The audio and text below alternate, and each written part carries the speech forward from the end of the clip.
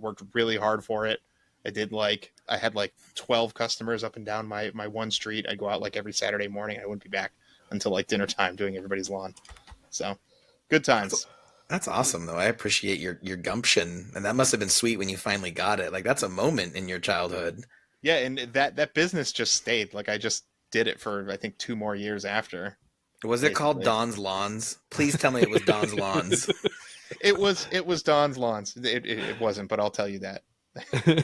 That'll be official podcast. I needed that.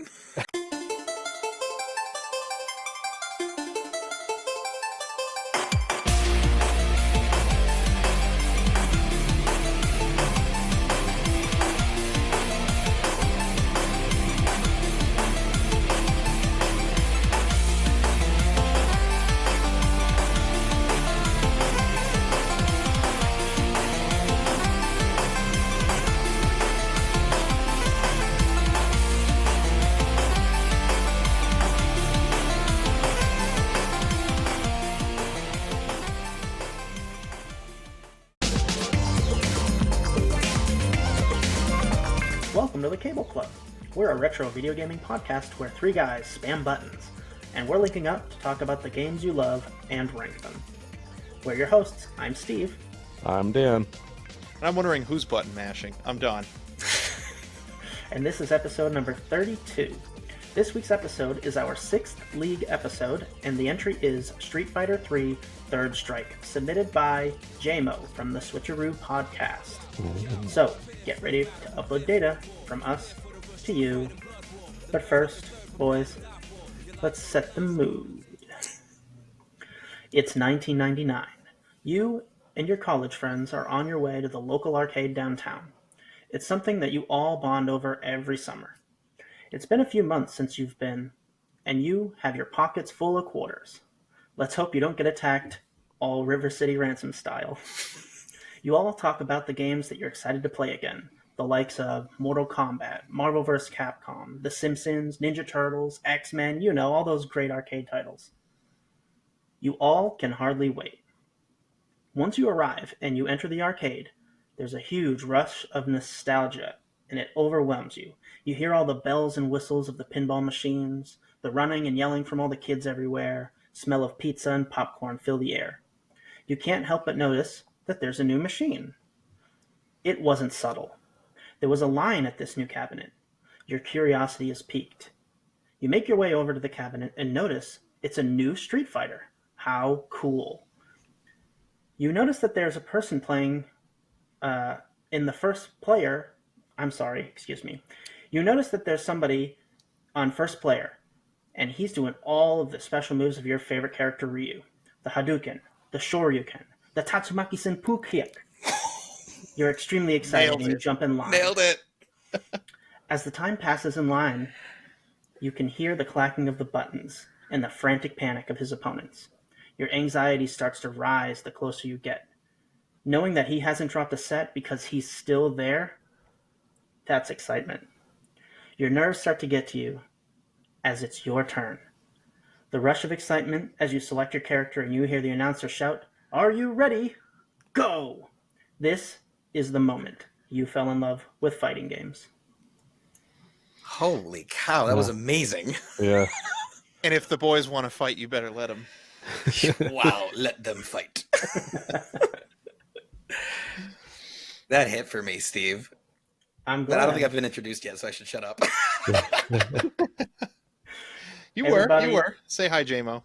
Hi, guys. I'm Jaymo from the Old Switch-A-Roo podcast. I am so excited to be here tonight. It's been fun hanging with these guys already. We haven't even started recording yet. But my name, Jaymo, I host a podcast where we're trying to research and recap and review and playfully rib all 250 plus Nintendo Switch Online games. And it's been a lot of fun, and it's been fun getting to know the Cable Club guys because we kind of met through Discord, and I'm really excited to talk about Third Strike with y'all.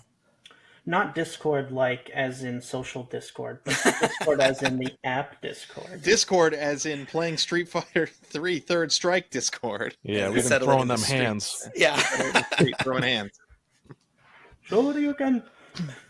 So before we get to talking Street Fighter, we've got a couple of announcements here at the top of the show. One is our website is finally up and running. You can go to thecableclubpodcast.com. Finally! I'm sorry, it's just thecableclub.com. Don't put podcast in there. It's not like our email address. Thecableclub.com. That'll be your center for all things Cable Club. Hopefully there's more things to build upon, but you can always check on where the league is at throughout the whole year. You can check on the latest episodes, latest videos. You can also find the list of our esteemed guests there, like Jaymo, being the highest of the esteemed ladder at this point. Yeah, I am, because there's not been any others so far. Participation trophy. Hey, I'll take it. And then, of course, if you've been following along for the last few episodes, you know that we've begun what we're calling our league, which is all year long. We're having guests on to tell us what the best retro games are, and we're ranking them because it's the internet, and that's what you do. You rank things, and you spew hyperbole and make people angry. So if you would like to be one of those angry people, go ahead and send an email into thecableclubpodcast@gmail.com with a pitch for your game. We are booked out quite far, but not all the way for the whole year. But we're looking to play 25 games this year, rank all of them, and give out some prizes based on the league. We'll talk more about that later. And that's what I've got for announcements. So, Dan, kick us off with question of the week. Alrighty. Question of the week. We got 2 this time. Questions of the week. Yeah, twofer. All right, so the first one, what is the last game you all 100%ed? We usually wants to have take it? guests go first. Guests. I would love to Jaymo, go what's his first. name-o? That's me. So the one that really struck out to me, because like I'm sure I've platinumed some games, because that's not that challenging depending on how the programmers set up the achievements, and what have you. But I'll go with kind of the one that sticks out most in my memory as most recent and I'm most proud of. EDF, Earth Defense Force. Have you guys played those games? They I don't think so. Hold on. best games you've never heard of. Mike and I bonded a lot over the Earth Defense Force series. You play as these soldiers fighting off waves of giant insects and kaiju and mechs, and it's the most ridiculous, stupid, low, turn your brain off, have fun game. And we loved it so much we beat it on every difficulty, which gets quite challenging. So Is it EDF, like a shmup? Or is yeah, it- it's 3-dimensional. It's Okay. it's 3D. So you're using twin stick gameplay. It's kind of Halo but third person perspective. And it's got real janky camera controls, and it's up to a 4-player co-op. So my brothers and I have bonded a lot over that, and that's probably our most proud achievement. Xbox 360, 100%. Okay, it's 360. What was where that series was? It's been on 360. It's been on Switch we don't talk about the Switch version. It's problematic and arguably very racist. And it's really weird. interesting. It's That, voxel that- graphics. It's for kids, but the jokes they put in there are uncomfortably un-PC. I think for pretty much anybody. And in all other ways, though, the game is really good. So it's like, how much am I willing to forgive? It reminds me of Edgar in Final Fantasy VI, that one line where he hits on the like 12-year-old girl. Oh, yeah, And Realm. no matter yeah. which version it is, they keep rewriting that line and it never gets better. No. They're still trying to make it not sound bad. Or like the weird cultural stereotypes present in Street Fighter. So apparently that's was done on purpose, because the idea behind Street Fighter was that everyone in the countries represented could have a character that represented them, and supposedly a lot of those characters, not all of them, have gone over pretty well. Yeah. Yeah. I've heard controversial things about like E Honda, because apparently Yes. he's a sumo, but his makeup is like kabuki makeup, and that's a really big no-no apparently in the sumo community. They're very mad about E Honda. Oh, really? Which Yeah. is really strange because Capcom is a Japanese company. You'd think that they would know. Well, they do. They did it for satirical, like, let's do the most outrageous stereotypes about Japan we could do, right? Okay. So it's kind of them making fun of themselves. I think his abs in front of his gut are the weirdest thing about him to me. Like, that doesn't make sense to me. Yeah, that is weird. They don't do Targeted Iron area. Men. They don't do Iron Man competitions with their shirts off, so I don't know. But I know someone we can ask. Chef Doug, tell us in the comments if abs are on the outside of the rest of your stomach. All right. So Dan, what's the last game you 100%ed? All right, so I believe it was Dragon Quest 11 on the PC. I got all the Steve achievements. I don't know if you guys are really familiar with Dragon Quest. I know you two aren't. I don't know if Jaymo is. But I really like the Dragon Quest series. And, like, just Dragon Quest 11 in itself, it has come such a far way since the first game. There's just so much, like, quality of life stuff that game's, like, added. And, you know, the story is decent. The graphics are great. No random encounters. It took me like 200 hours to 100% it. I mean, I probably could have got it done faster than that, but like I was just having so much fun with this game that I was like literally grinding to like max level. And they have like these items called like seeds where like they just up your attributes. So like I was like farming those even at max level. I was just like pimping out like my mage character, like her strength. So like she had like more strength than the actual warrior. It was just like hilarious to me. Yeah, because it's funny because like the black mage character in that game is like I don't know, she's like it's like a 10-year-old or something, and she's just like hitting harder than the warrior who's like beefed up and stuff, has all these muscles and whatnot. You went a long way for that joke. What do you? He's saying the effort you put in to make that joke by raising her strength that much Yeah. is just so eccentric. Yeah. That's the sign of a great RPG, though. Is like when you don't want to rush through it, and you're like, let's take our time and. I'm excited. I mean, I don't know when 12 will come out. Probably not for a while, but I am super stoked for when it gets announced, like for like a release date and whatnot. Should play it together. Yeah, Help me dude. beat my first dragon. Yeah, I would be. game. I'd be there for you. I'm telling you, like the Dragon Quest series, like today, are really good. When do you feel like it got good? Because I've always referred to it as Mick RPG. Like if you just want, you just want the happy meal of RPGs that comes with the fries, the burger, and the toy. You play Dragon Quest, right? Like it's just, no, I totally get what you're saying. Like the first in the series, I would say all the way up until like 8, they're pretty bare bones. There's like not really much you can do to like differentiate like every playthrough. You play how the game is meant to be played.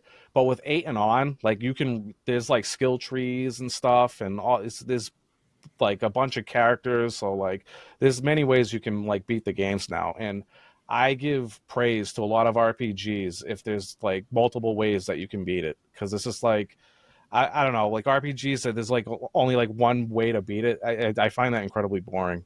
What about Chrono Trigger? No, Chrono Trigger's good. I mean, not a lot of customization there, but I mean, kind of.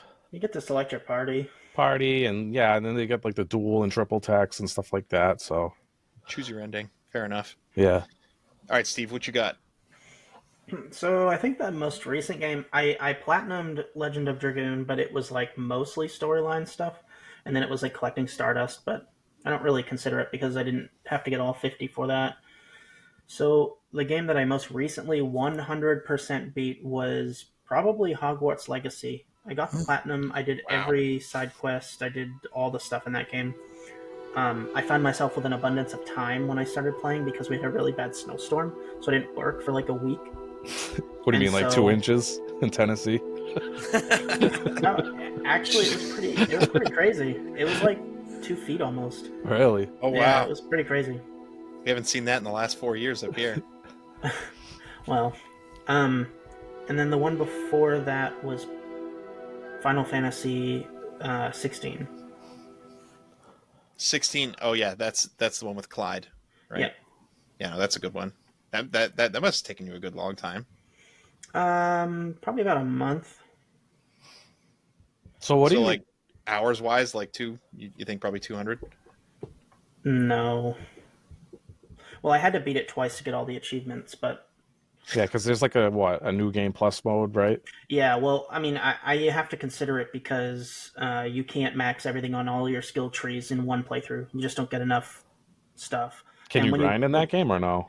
You can, but it's a lot faster to do a new game plus. Right, because the enemies are probably scaled, right? Yeah, it's harder. It unlocks a new difficulty. Yeah, I figured. And they give more experience. In it? Would you consider this game better than 15? Oh. Final Fantasy 15. I think that 16 is better than 15. Okay. Yeah, because I haven't played 16 yet. There's so many games I have to play, man. It's crazy. So I had a real big problem with. I mean, I know this is kind of getting off track, but I had a big problem with 15 because I felt like I was just hitting the R1 button like over and over and over because the teleport strike that you get is like way too good. It just ruins it. It's bad. Yeah. It's what Final Fantasy tends to devolve into, right? Just auto attacking in some way, shape, or form. If it's Final Fantasy X, it's quick hit, quick hit, quick hit, right? Like, Yeah. Well, Final what Fantasy happens. is generally a lot about customizing before a fight, right? Like you fight the fight, you may lose or you may win, but if you lose, you can change your strategy going into it again. And it's not always just attacking. Anti-poison rings. Final Fantasy is the best case, like preparation is like the king in Final Fantasy. If you know what you're doing, you can prepare for every boss and every circumstance. That's why, like Final Fantasy VII, you have your Emerald and Ruby weapons who are super powerful, but if you prepare properly, they become much easier. It's a preparation RPG. So it's like a Batman simulator. Like with Yeah. proper prep time, you can do anything. I would definitely lose the fight against God, but with prep time. That's why Batman's the best superhero. He can beat anything with prep. With Don, enough what prep was time. yours? Right? Yeah. So my last one was actually Donkey Kong Country 2, which we played for the podcast. But I'm on my way to beating Mario and Luigi Brothership. And if you thought You Final technically Fantasy- didn't 100% that. You 102%ed that. Don't count. Oh, it doesn't count. You overshot it. Fine, Sonic Mania then. Even though it has no percentage. I beat the game with every character, collected every Chaos Emerald. That game hit me the way Sonic 3 hit me back in the day. So good. Sonic Mania is so good. It is so good. If you like Sonic, play that game. If you don't like Sonic, play that game, and you'll like Sonic afterwards. Yeah, because if you've only played, 3D Sonics, you should play that Sonic. Next question, Dan. Oh wait, Alrighty. What did our audience say? What did our audience say? We didn't forget you. We love you. Discord.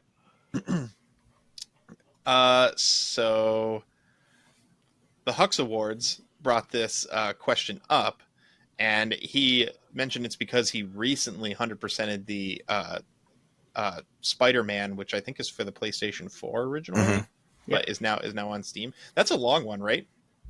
It is pretty long. I think I 100%ed that within a month because it's like an open world game and there's tons of like side quest things, lots of collectibles. So it does take some time. Yeah, I also platinumed that game, but I think what's nice about it is that I don't think any of the trophies are like contextual and like beat Doc Ock in less than 2 minutes and you got to try again for it. I think it's all full like health. Yeah, I think it's all just like collectibles and story moments. So like you have a real good steady progression towards that platinum. It's kind of hard to stop, I think. Yeah. How are you guys with those achievements? Like the one that we just said, where it's like skill based. I cannot stand those. Never What tried do you them. mean? Like I don't know. It's just I like to be able to play my games and like knowing that I'll be able to like 100% it at a reasonable pace and not sit there and grind this like stupid fight for hours. Okay, yeah, no, grinding something sucks, but like I don't mind like I did a retro achievement run of Castlevania Aria of Sorrow for instance, right? And it has like beat this boss with, this weapon, don't get hit, right? Like I think that's fine, even though it might take you a few tries. Yeah, I mean, as long as it's reasonable, I don't see the issue.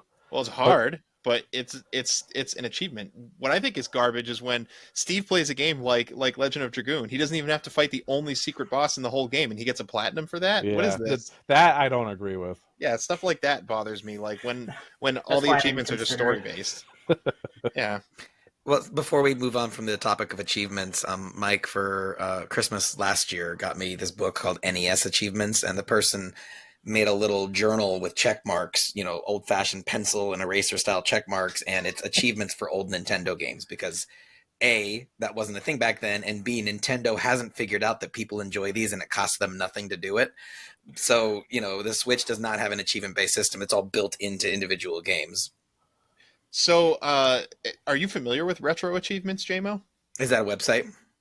Yeah, so it's actually a website and a platform. So I don't know if you do any emulating at all, but if you do, this Retro Achievements is like a plugin that works with a lot of different emulators, and the lists I think are submitted and kind of curated by popularity for each game, and basically any game you can think of will have an achievements list. That's dope. You plug it into your emulator, and it behaves just like it would on like an Xbox 360. It even has that brunk noise that it used to make back then, right?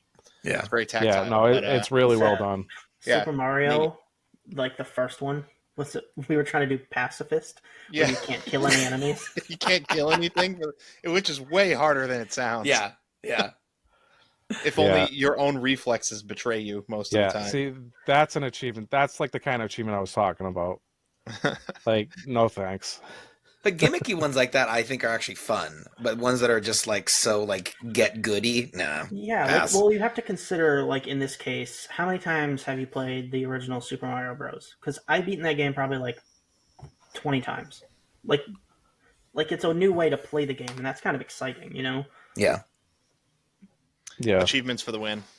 Achievements for when I'm limping along in my gaming hobby. So Raylika says that she completed a series of cat-like puzzle games that Lysianthia, another member of our community, pointed out are called the Cat Quest games. I'm Jackie, my wife these are plays indie those. titles. Okay, she does. Cat Quest is good. My wife beat that whole game. Is it like a Steam like indie title? It's it's on Switch as well, but it's a very basic top-down RPG game. Yeah, Cat Quest, Cat Quest 2. Those have a following, and I can. They seem fun. So Yeah. I'm learning. They're not going to win any awards or anything, but they're cute. So do you play as cats? Yeah, little cats with swords and shields and stuff. Oh, I'm thinking of something completely different. No, I was thinking of that game. I think it's called like Stray or something, and you're a cat. You have to wander through the city and do like platforming and stuff like that. That's what I was thinking it was. I wonder if she's played that one too. Lysianthia says he completed Jack and Daxter 1 and Bloodstained with platinum trophies and 100% file ratings, at least until the Bloodstained newest DLC came out, which is respectable. Bloodstained's a good Metroidvania. Yeah, okay. It's the game I'm thinking of. I was getting it mixed up with Bloodborne, which I know Lysianthia in real life, and I'm like, oh, I can't believe he played Bloodborne, especially to completion. I 100%ed that game. I had a lot of fun. Did you really? That's tough. Before all the DLC came out. Yeah. They added stuff. The Legend of Kazooin, or Chef Doug, as we know him, the last game he 100%ed would have been Legend of Dragoon, and he went ham on that for the podcast. He was talking to us all week about it, and yes, he most certainly did 100% the crap out of that game. If he ever plays it again, I'll be surprised. But he also said he 100%ed Arkham Asylum, which I find funny because I don't really think he gives two craps about superheroes for the most part. So, but that game's a masterpiece. I love Arkham Asylum. Hard to believe it's 16 years old. But it doesn't play like it. Like to this day, it looks good. It's a 10. It's a 10 out of 10. Except for Batman's weird little fat legs that have like a weird perspective sometimes. That's part of it. Upstairs. I love all of it. I love every inch of his body. I'm here for it. He's definitely the sexiest Batman model for sure. I like when he shoots the line across and he gets on it and he glides over on it. I don't know. I just find it funny. I like scaring the bad guys. Like, you get them all paranoid and worked up. It's good. Or just spy on their conversations. Danko Misty says the last game she 100%ed was Sea of Stars. That is dank. I love Sea of Stars. It is such a good game. I actually bought that. I still have to play it though. Just play it. If you love Chrono Trigger, you'll love Sea of Stars. If you love Super Mario RPG, you'll love Sea of Stars. If you love those two things mashed together in an epic adventure, you will freaking love Sea of Stars. Yeah, I'm sure I will. And there's going to be a DLC coming out for it too. I'm jealous of you because by the time you play and beat it, the DLC will be right around the corner, and you won't be in my sorry position of waiting for it for 2 years. Just replay it. I could. They added a new game plus. I could. Oh, wow. All right. Okay. Now get us to the second question of the week. All right. Second question. This question comes from Chef Doug. What is the first game you bought with your own money? Jaymo, want to take us off? Guess they'll get to go first. Yeah, the one I remember first buying with my own money, like with my allowance as a little kid, was Virtua Fighter Kids. I talked about that on the Discord.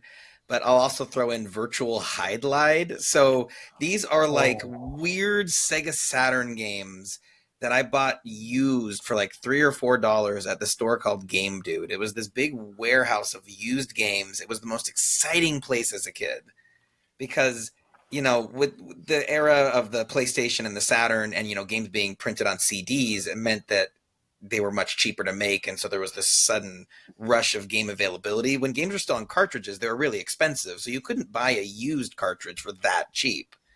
But they had just shelves and shelves of $2, $3 games. And when you're like 10, there's no such thing as like a bad game if that's the game you bought with your allowance. And you're like, I'm going to make this thing fun. Yeah. So shout out to Game Dude. They actually got in trouble, I think. I shouldn't be saying this. Allegedly, there was some sort of controversy about losing their license to sell games for a while. So I was sad when they were closed for a bit, but they're back. They're a great store.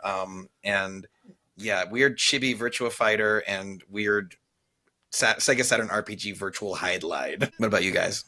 So the first game that I ever bought was actually, well, I don't know if this counts. So like in fourth grade, we had a little flea market. And basically like I crafted a bunch of like Pokemon stickers. That was huge when I was a kid. Right. So I made a bunch of them, cut them out and stuff. And that's what I was selling for like $0.25 a piece. The kid next to me had like a thrift store operation going on. He had like all of like mom and dad's old stuff as well as some of his old stuff. And I don't know how true this was, but he claimed that his dad worked for the American Nintendo factory and he was going to get a copy of Pokemon Yellow. Like he knew that was coming down the pike.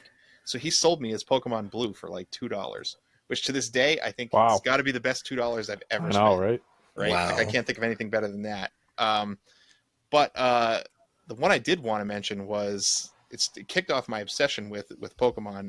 Later on, I created like a lawn care service all summer. Actually, it went on for like 2 years, really, but beyond my initial goal, which was to buy myself an N64 and a copy of Pokemon Stadium. I wanted Pokemon in 3D so badly that I was not waiting for my parents to buy it. And Yeah. they didn't have a lot of money growing up, so that was like the latest and greatest. So I worked really hard for it. I had like 12 customers up and down my one street. I'd go out like every Saturday morning. I wouldn't be back until like dinner time doing everybody's lawn.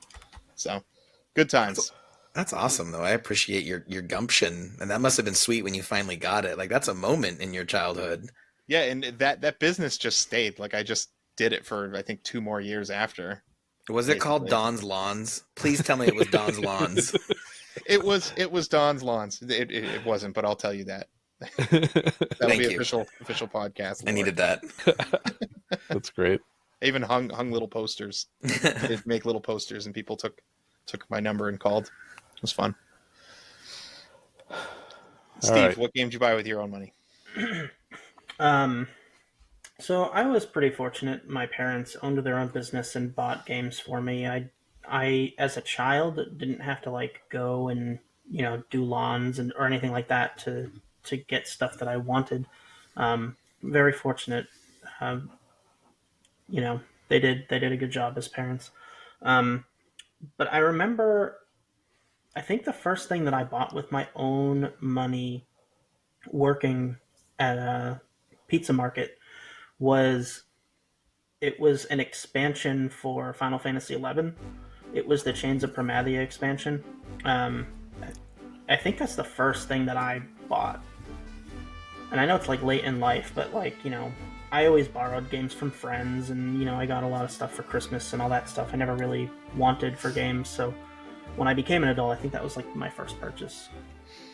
So your parents were of the mindset, let's get all these things to keep them off our back, and then Yeah, pretty much. I mean, I was a really well-behaved kid, so they indulged. They let me indulge, in the stuff that kept me in the house, not out doing rowdy stuff. Yeah, like doing lawns. Yeah, It's crazy. Boy Scout over here. sorry. Chef Doug says about the same as you. I didn't Skip do my. Dan.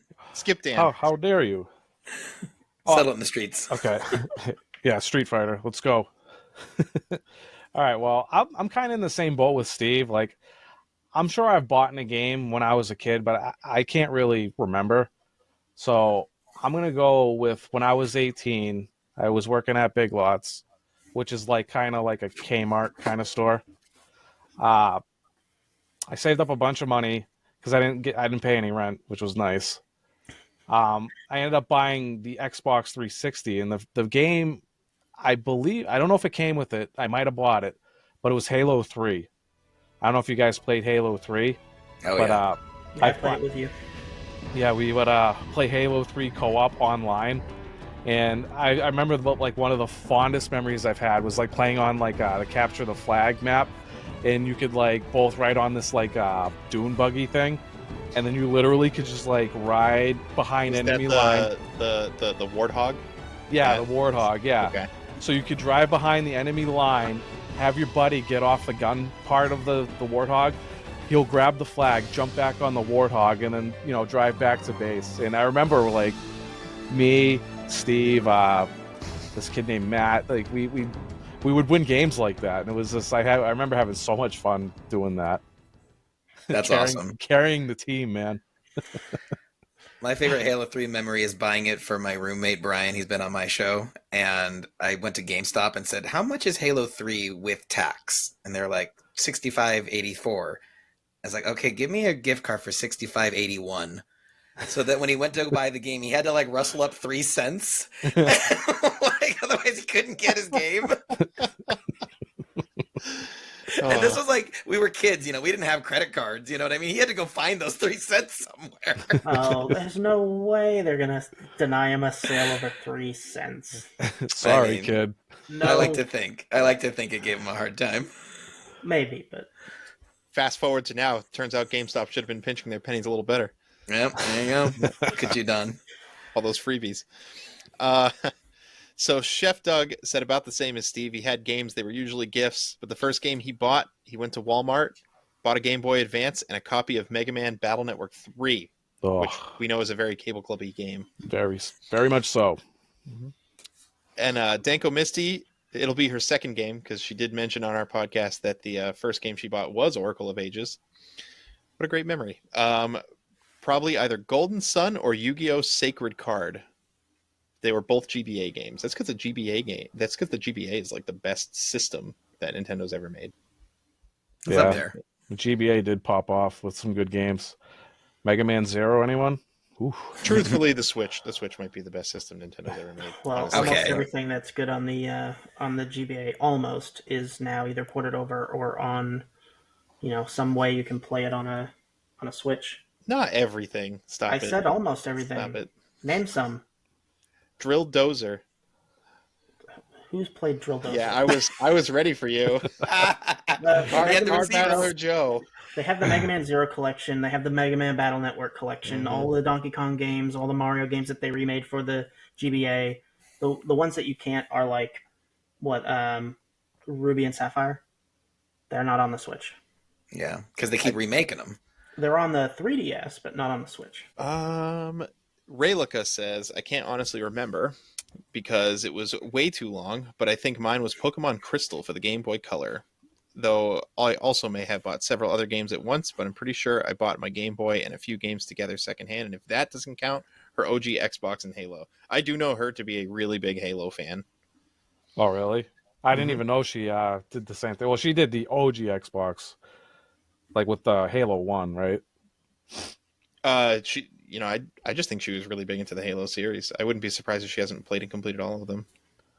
Yeah, I'm not like really a big Halo fan, but like I really loved playing 3 with the boys. There's something about playing with your friends that just makes every game better. Yeah. Even if it's not a great game. Hapney says, I was 5 years old and bought an NES for my neighbor at a garage sale. It had Mario, Duck Hunt, Double Dragon, and of course The Legend of Zelda. That's a find we all wish to get these days. Around for our retro collections. I know, right? $200. I'm convinced they don't exist, and I'm convinced that didn't happen, Hapney. I'll fact check them. Wikipedia. Being watched. All right, that's all we had for question of the week. So, are you guys ready to throw hands about some Street Fighter 3? Born ready. Hadouken! Steve, how do you say the? I've been a Street Fighter fan since I was a little kid. How do you say the tornado kick? Okay, so Because when you said, Pull it up again so you can read my it. jaw dropped when you said that properly. I was like, oh my god. it's Tatsumaki Tatsumaki, Senpu Senpu. Kyaku. The U at the end is silent. So Tatsumaki Senpu Kyaku. You're not tricking me to say that last part on the internet. No The way. U is the U is silent. It is. All right.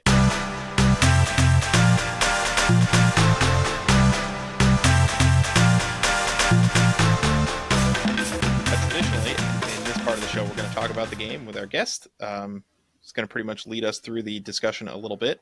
So we'll start with an overview. Just kind of tell us what Street Fighter is. But before we do that, I just want to say, am I to understand? Because I know how the Street Fighter franchise is. There was like 5 Street Fighter 2s. Is this Street Fighter 3-3? Yes. Okay. This is the third Street Fighter 3. It's not Okay. confusing at all. No. Not to be confused with Street Fighter 3-1 or 2. Street Fighter 3-3. Okay. Well, there's Third also strike. Street Fighter 3 Second Impact and Street Fighter 3 Double Impact. Different games. Oh So this is Street Fighter 3-4? No, Okay. those don't count. Oh, I'm so confused.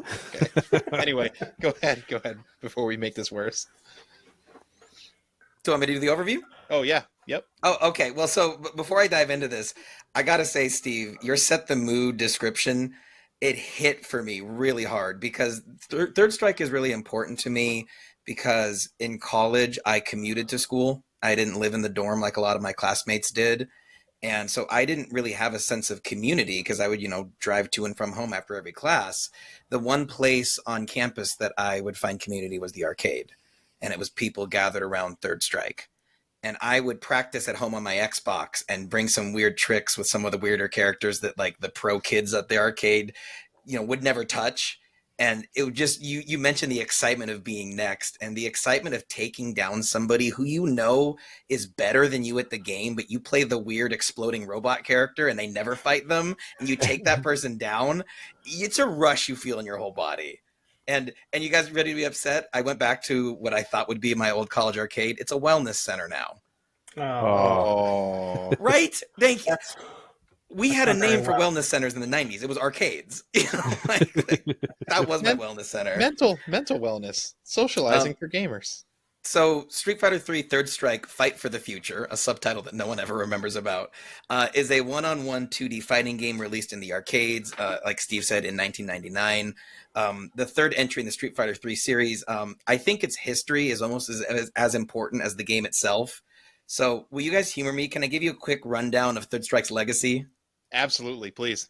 Okay, so Street Fighter 2 in 1991, it revolutionized gaming. It created the modern fighting game as we know it, and it made Capcom, according to US Gamer Magazine, $2.8 billion in quarters.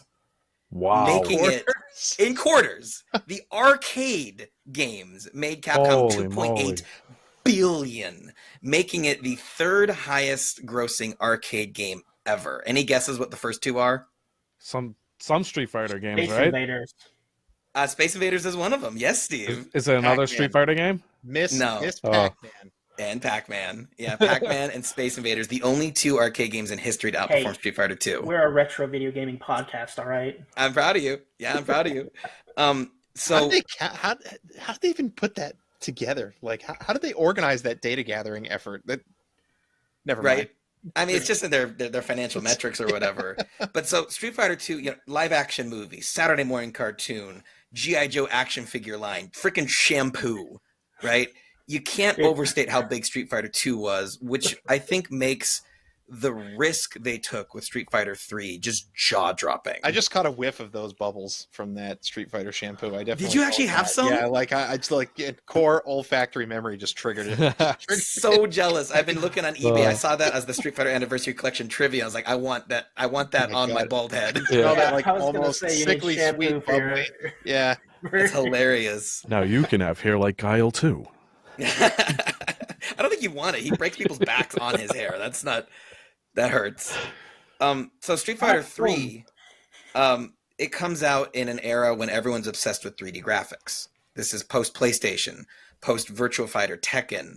So for them to go strictly 2D was a financial risk at the time. They'd spent decades, or not decades, but years making us fall in love with the Street Fighter cast. Guile, Chun Li, Zangief. Scrap them all, Ryu and Ken, and a whole new cast of characters. I know Makes me a that I little found to be sad. so jarring when Yeah. I turned this game on. I was like, wait, where's Blanca? Yeah. Where's E Honda? Where's Dalsum? Where's like, it has 4 of the main cast of characters I think most people would associate with Street Fighter, but one of them is Akuma, which was I think a secret character in Street Fighter, in some versions of Street Fighter 2. So you Right. might not even really think of him as being part of the main cast Yeah. at this point in Street Fighter's life. So, Street Fighter 3, its original release, did not pay off financially. According to Polygon.com's Matt Leone, the game struggled to even break even in Japan, selling only 1,000 arcade cabinets.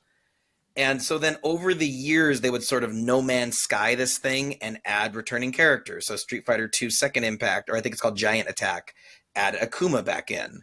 And then by Third Strike, now we have Chun Li, we've got Ryu, Ken, Akuma, we've got the car breaking mini game is back. Yeah. There's a lot of much needed balance changes. There's new characters. Third Strike was kind of regarded as, okay, Street Fighter 3 has gotten to a point where we can all kind of enjoy it now.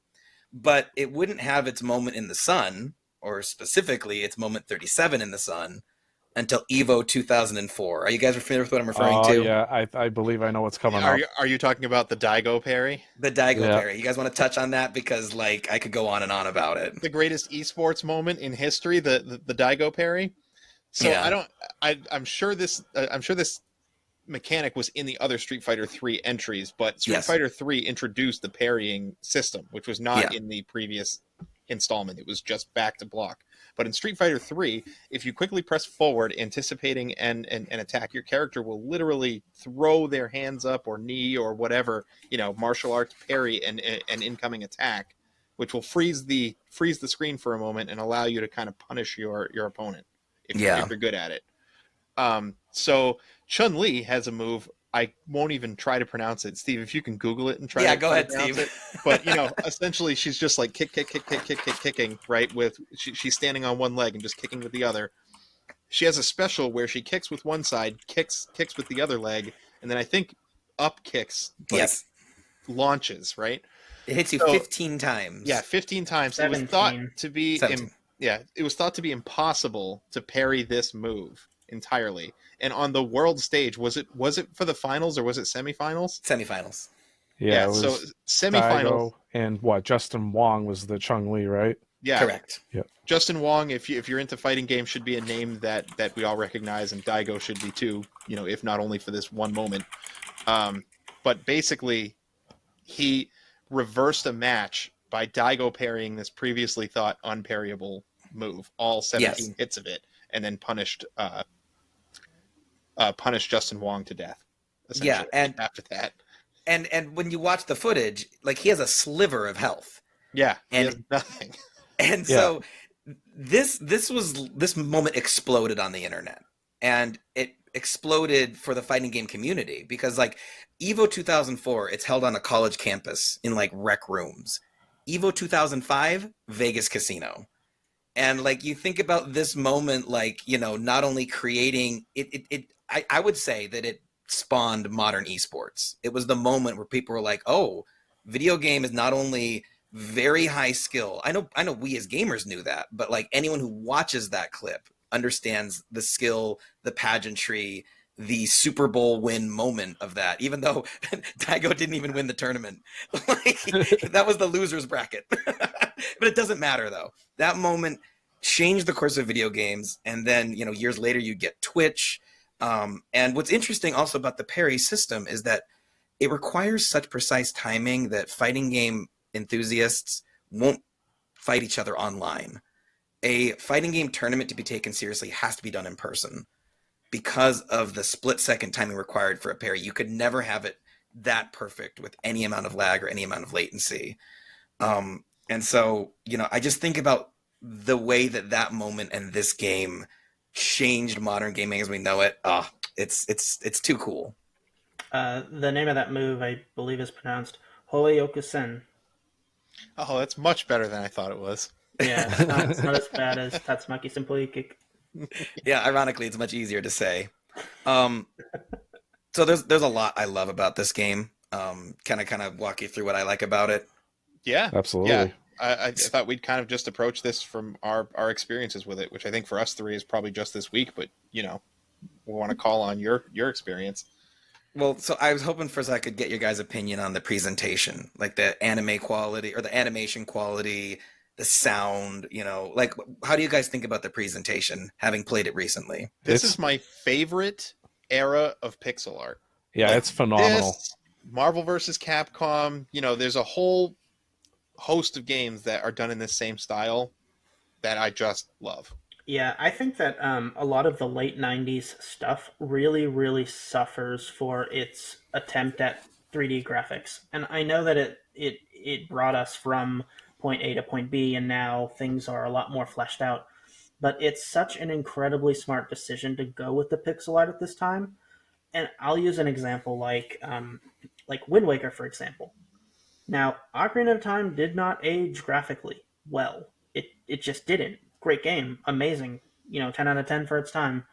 But Wind Waker, everybody was complaining about its art style, aged beautifully artistically.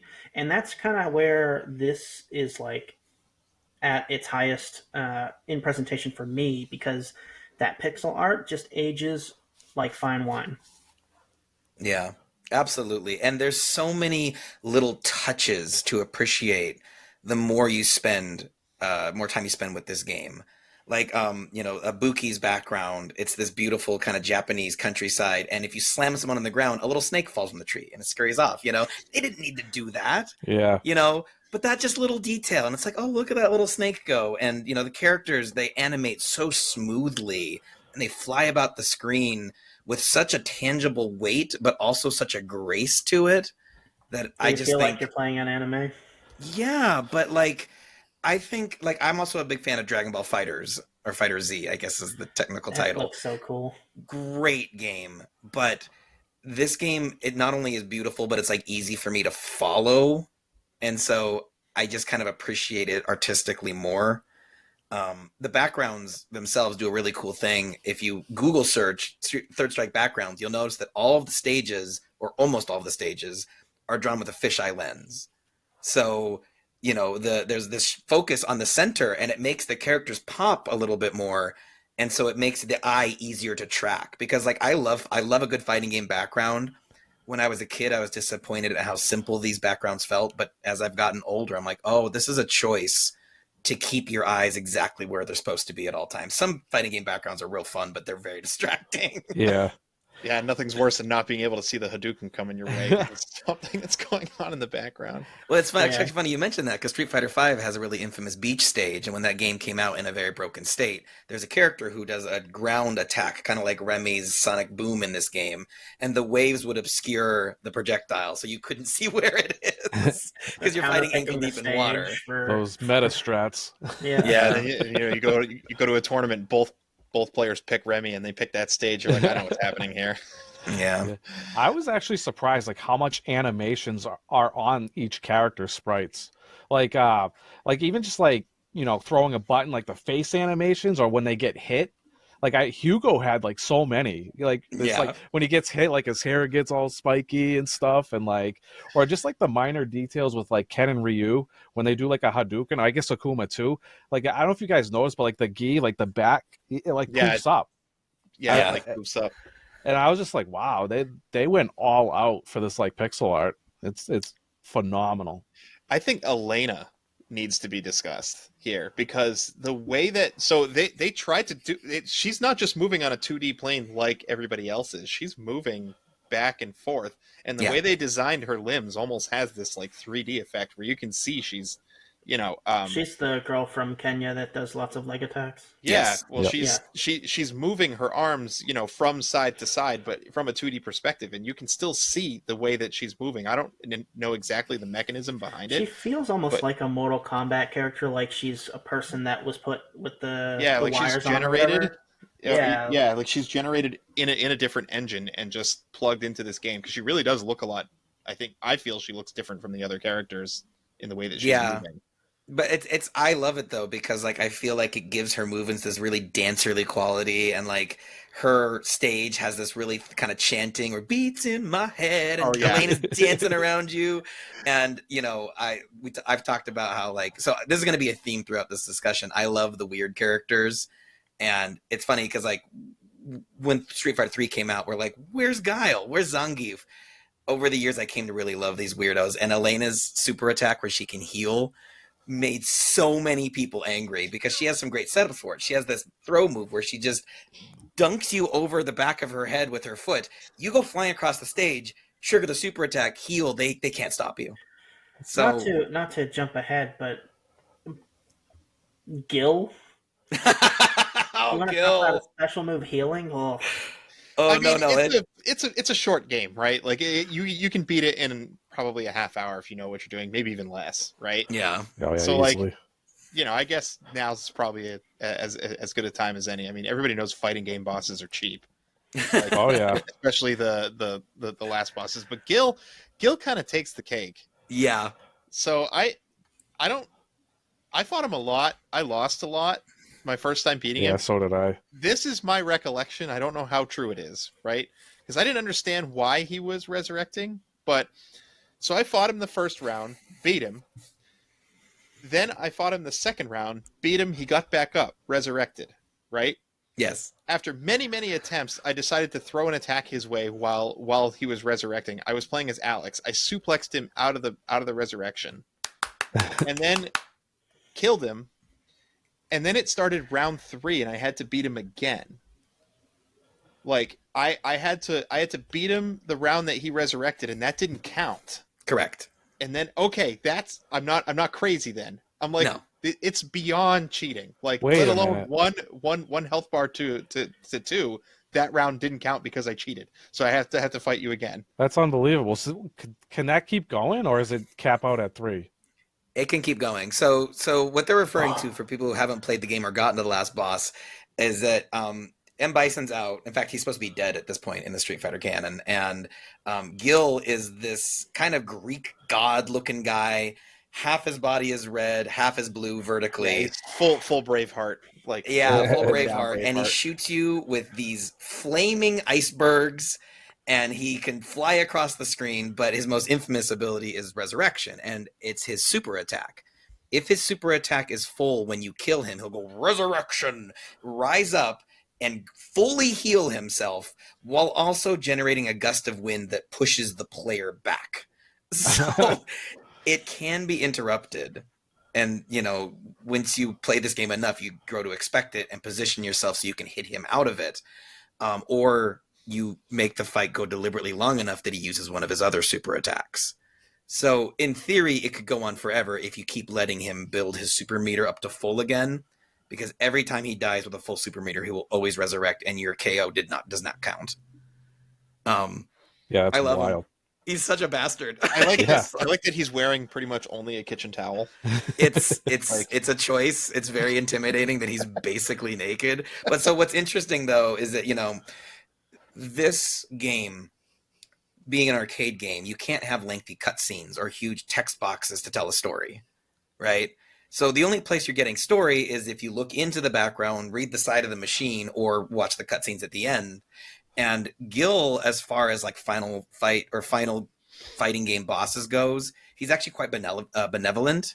He wants to create a utopia where there is no more fighting. And that's part of wanting to create the perfect warrior to end all fights. And I know that's what every dictator has ever said. But like, he's like very kind to you. And he like kind of is almost a Jesus, like Christ figure in some of the cutscenes.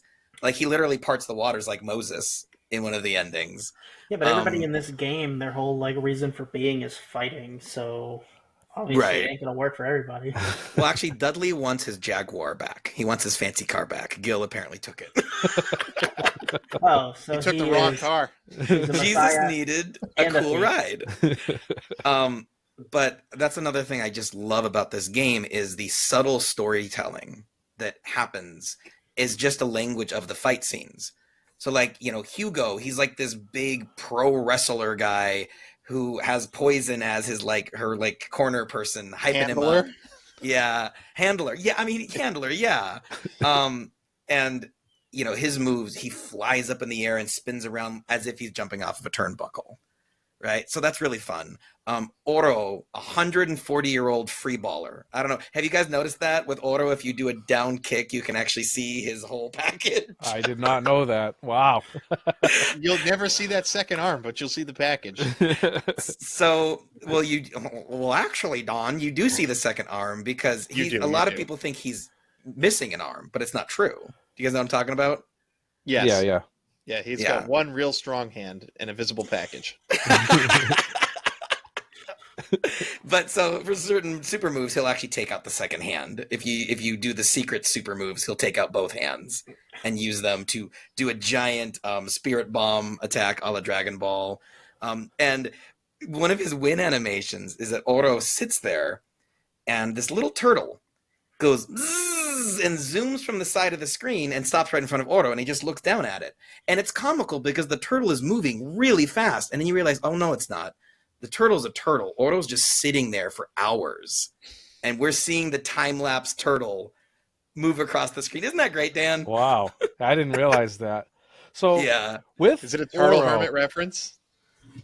Yeah, with Oro, doesn't he like hold his arm in because like he's like supposedly like ridiculously powerful, and he does it to handicap himself? I mean, that's his byline. Yeah. he doesn't want to kill anybody, so he literally ties one hand behind his back, which is how I lost to somebody in virtual reality boxing. That was really humiliating. I could see the other player put one hand behind their back, but I'm no Oro. I think maybe the most understated example of this is actually the character of Sean. Any of you guys mess with Sean? He's the basketball guy. Don knows Sean because I killed him with a freaking basketball. Yep, got me with a basketball right before the show. I don't think he's in any other game, is he? Just this he's one. in all 3 Street Fighter 3s, but he's never appeared in another Street Fighter game. I wonder fans why. want him back. Yeah, all I know is that he's rated as bottom tier in the tier list. Yeah, Sean? He's Sean. Yeah, he feels pretty good, but yeah.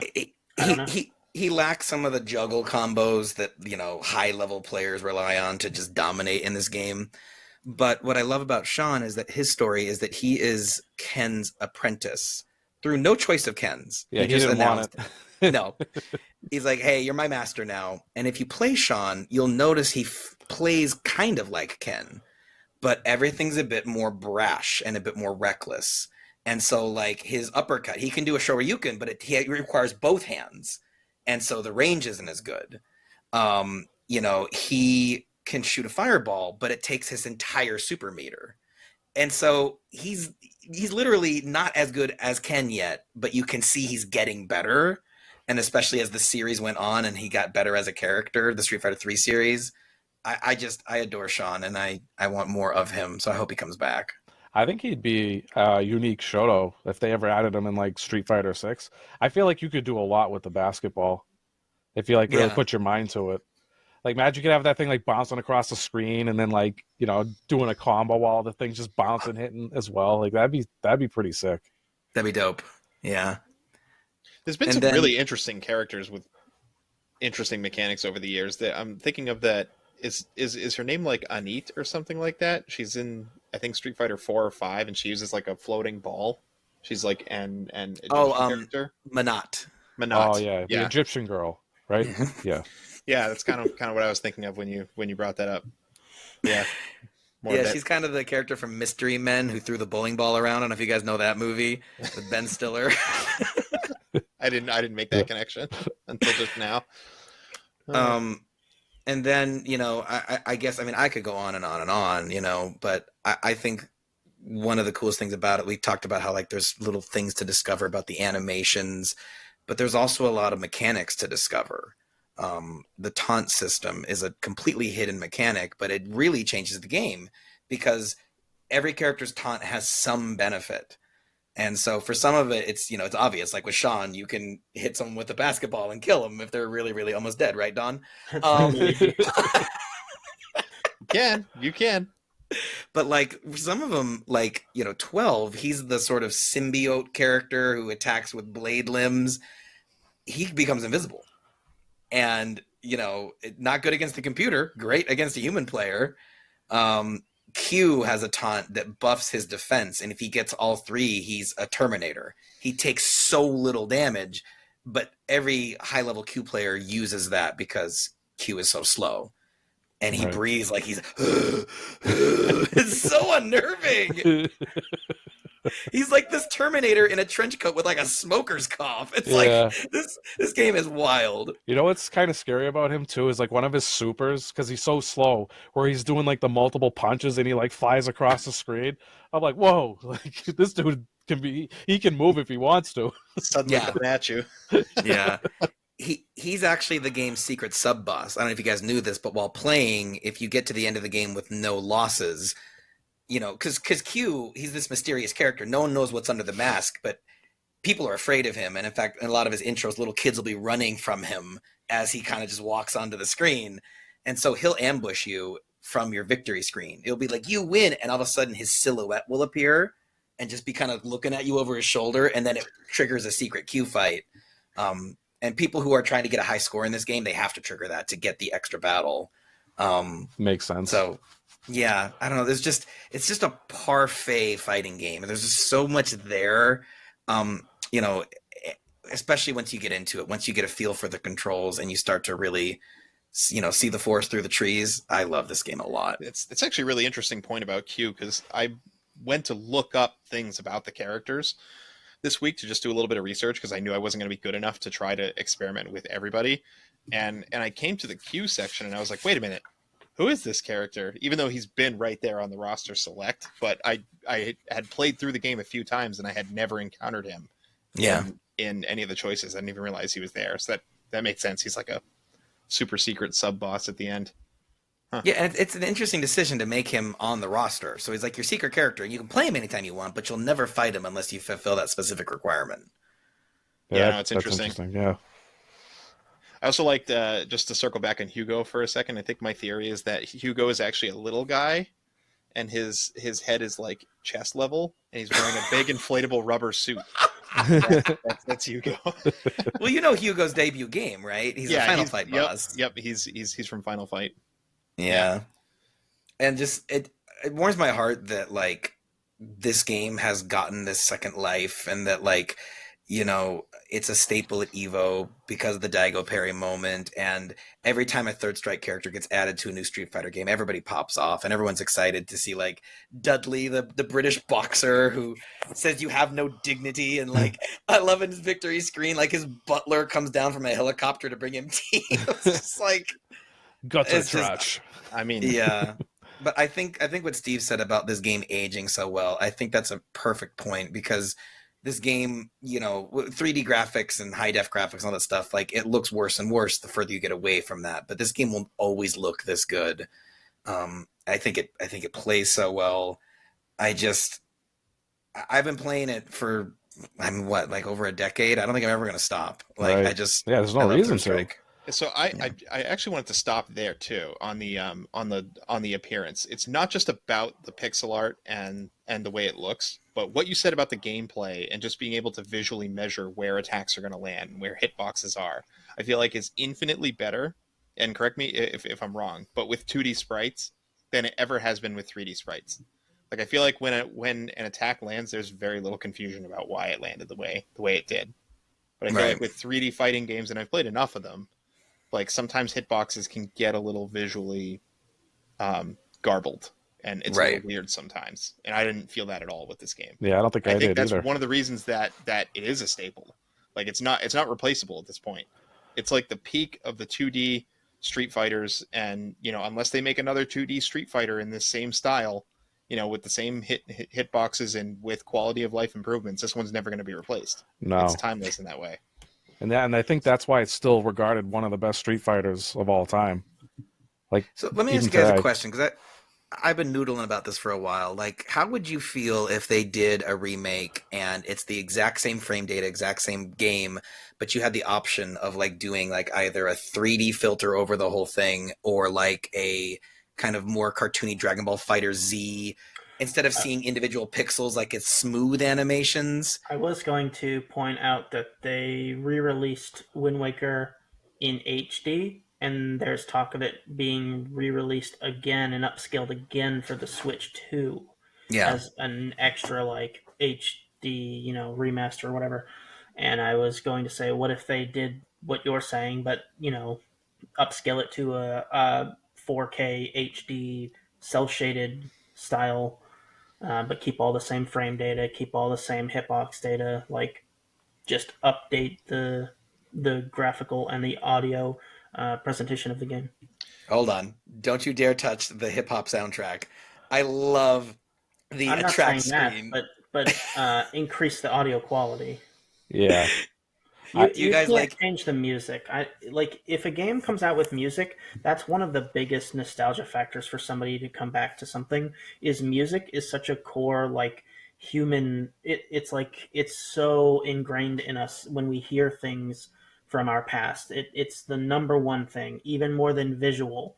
It's taste and it's music. Those are the two things that bring you back the most. And they can't change the music, but they can upscale it to be a higher quality. Yeah. Yeah, and I've played modern versions of games that I played when I was a kid, and I know immediately, no matter how long ago it was since I've played that game, if the soundtrack is different, it's like I know, absolutely know without a shadow of a doubt. If even Ice one Cap Zone. note is off, I'm like, that's not right. That was the controversy with GoldenEye on Nintendo Switch Online, is it the pause screen. I don't know if you guys played that game a lot, Oh, but I did. we all know that watch music, and when it was on Nintendo Switch Online, the gong was gone, and everyone's like, what the hell? Where's the gong? It just doesn't sound right. And there was some sort of problem with like the way that sound effect was programmed on N64, like didn't translate to modern systems or something.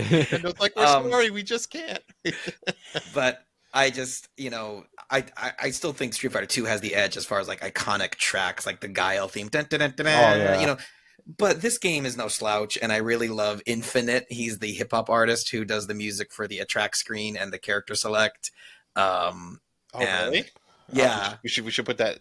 I'm gonna put that in the show notes. Oh yeah, Infinite, for Canadian me, rapper. like, you hit on a really good point, but the problem with the nostalgic music from Street Fighter 2 that can't make it in is because you don't have those characters. So I understand why they did it, but it was something that I was very hungry for these last 2 weeks. I wanted to hear the themes that I, heard as a kid.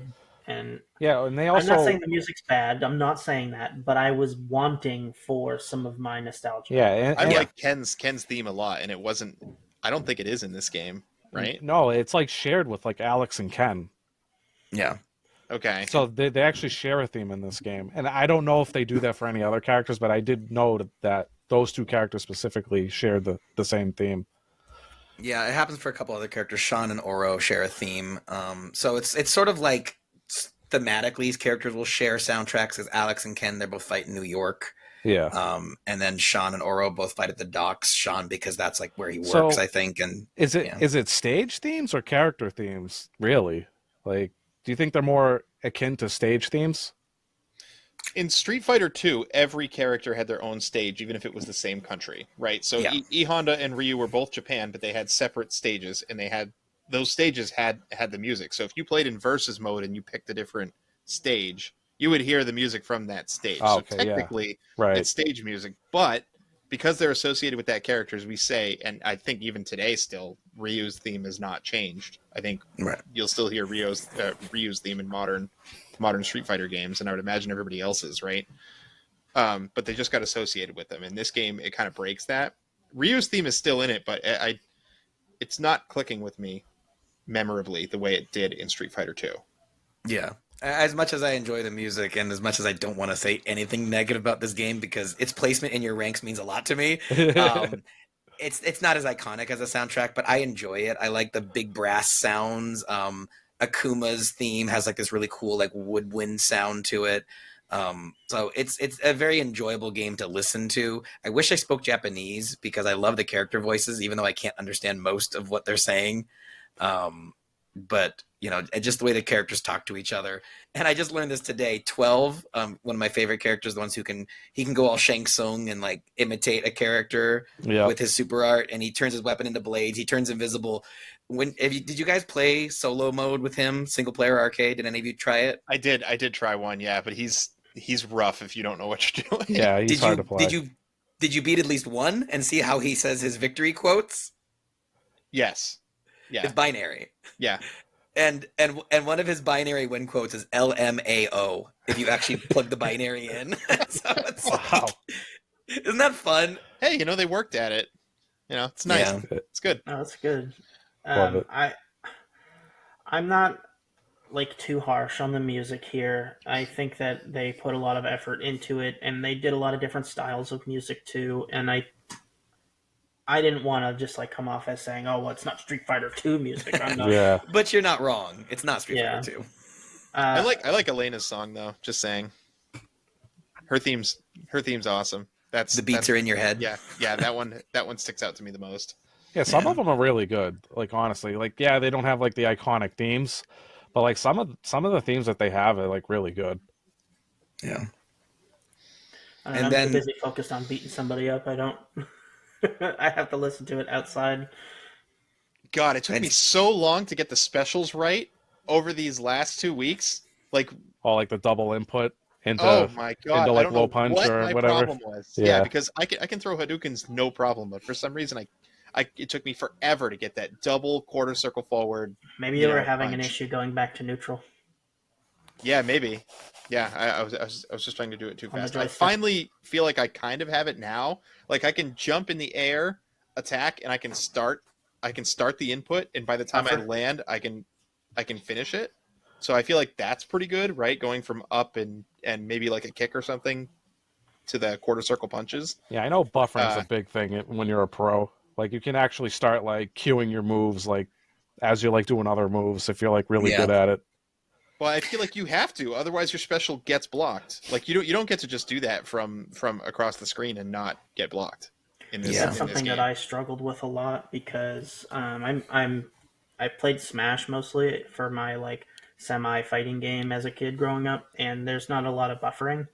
So, being in the middle of a move and buffering your next move was something I had to wrap my mind around. Yeah, it took time. Yeah. I have come to prefer it. So Don and I are both playing the Marvel vs. Capcom collection because we both got it for Christmas this year. And in those games, X-Men vs. Street Fighter, Marvel vs. Capcom, supers are done with one quarter circle motion and all 3 punch buttons, which is really hard to do on modern controllers unless you map the other shoulder buttons to, okay, L1 is all 3 punches and L2 is all 3 kicks.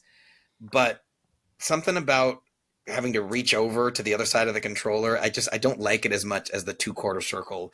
I remember as a kid being very frustrated and not able to do these. And then one day it kind of just clicks and then it's like, oh, okay. And it's just, once you got that muscle memory, you're good. And I wish sometimes that games like this, and Third Strike specifically, was more approachable. Part of what makes it so good is because of the skill level so high. The parry system, you can completely negate the damage if you lean into the attack.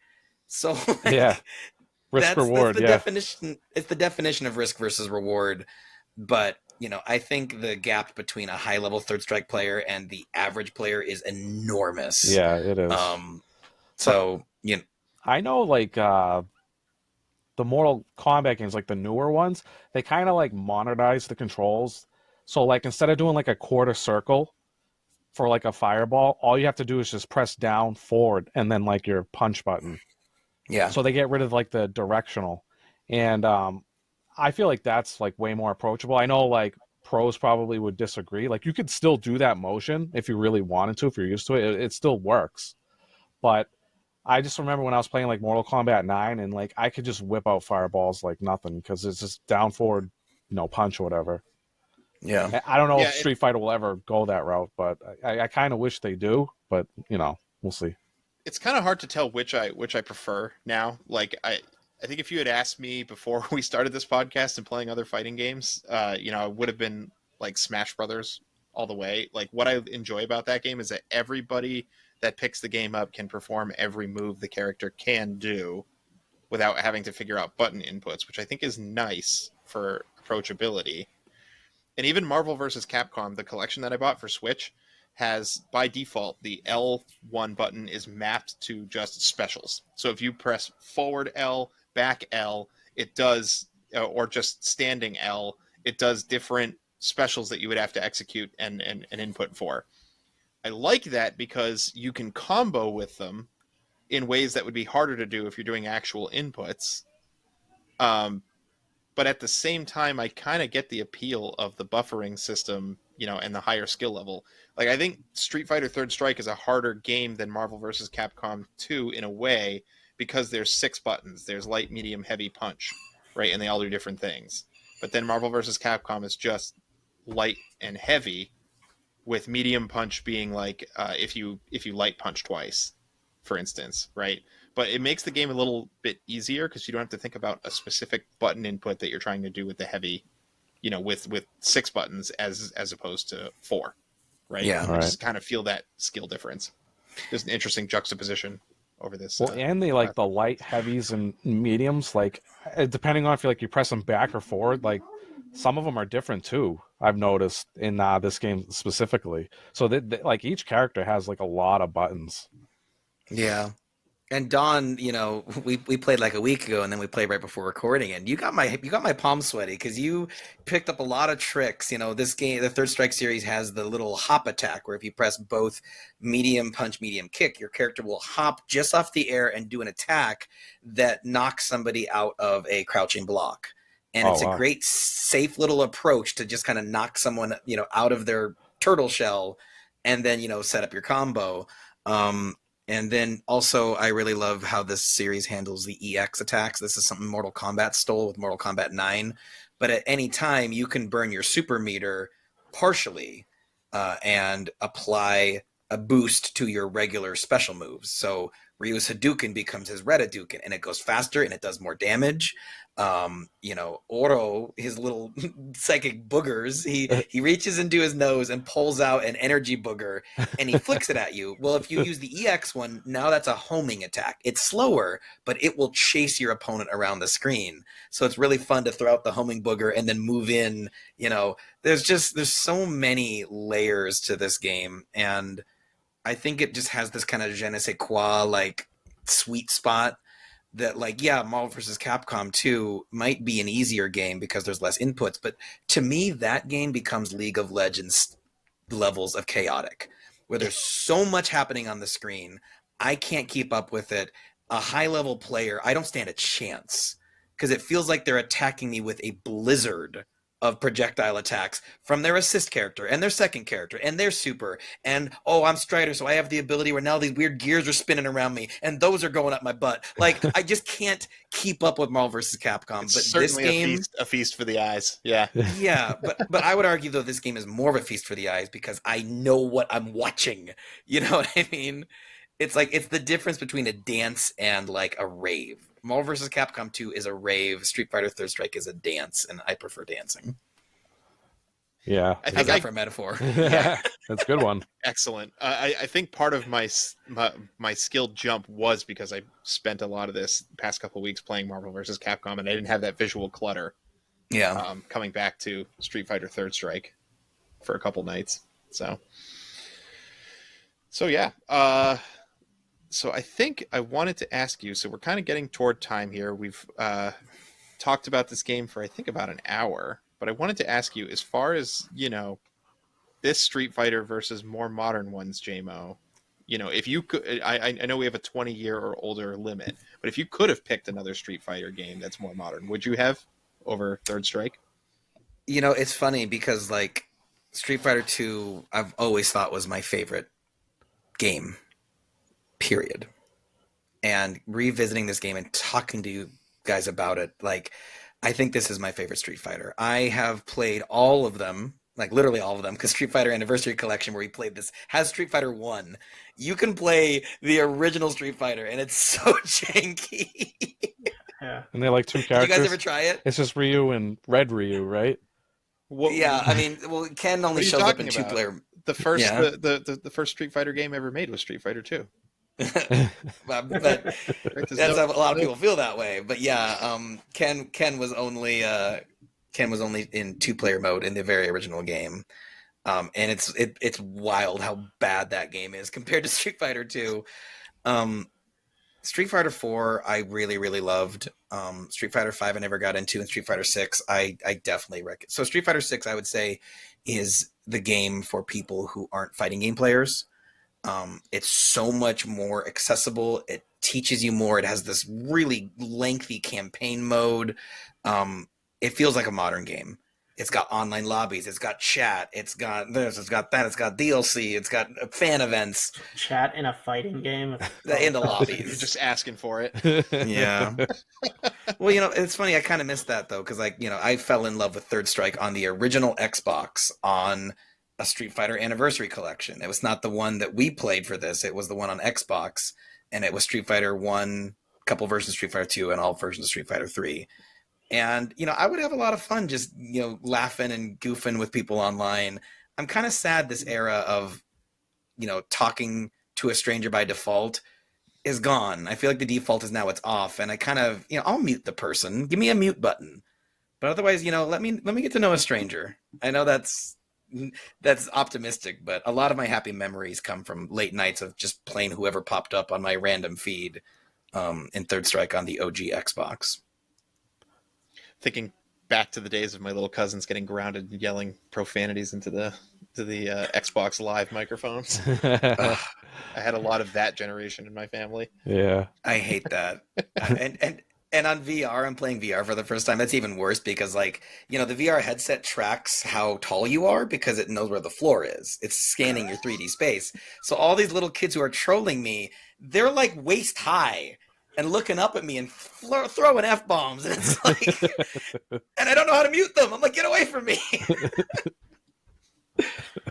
But so, yeah, to answer your question in a roundabout way, no, I think that once you get to know it, I think this is the peak of Street Fighter.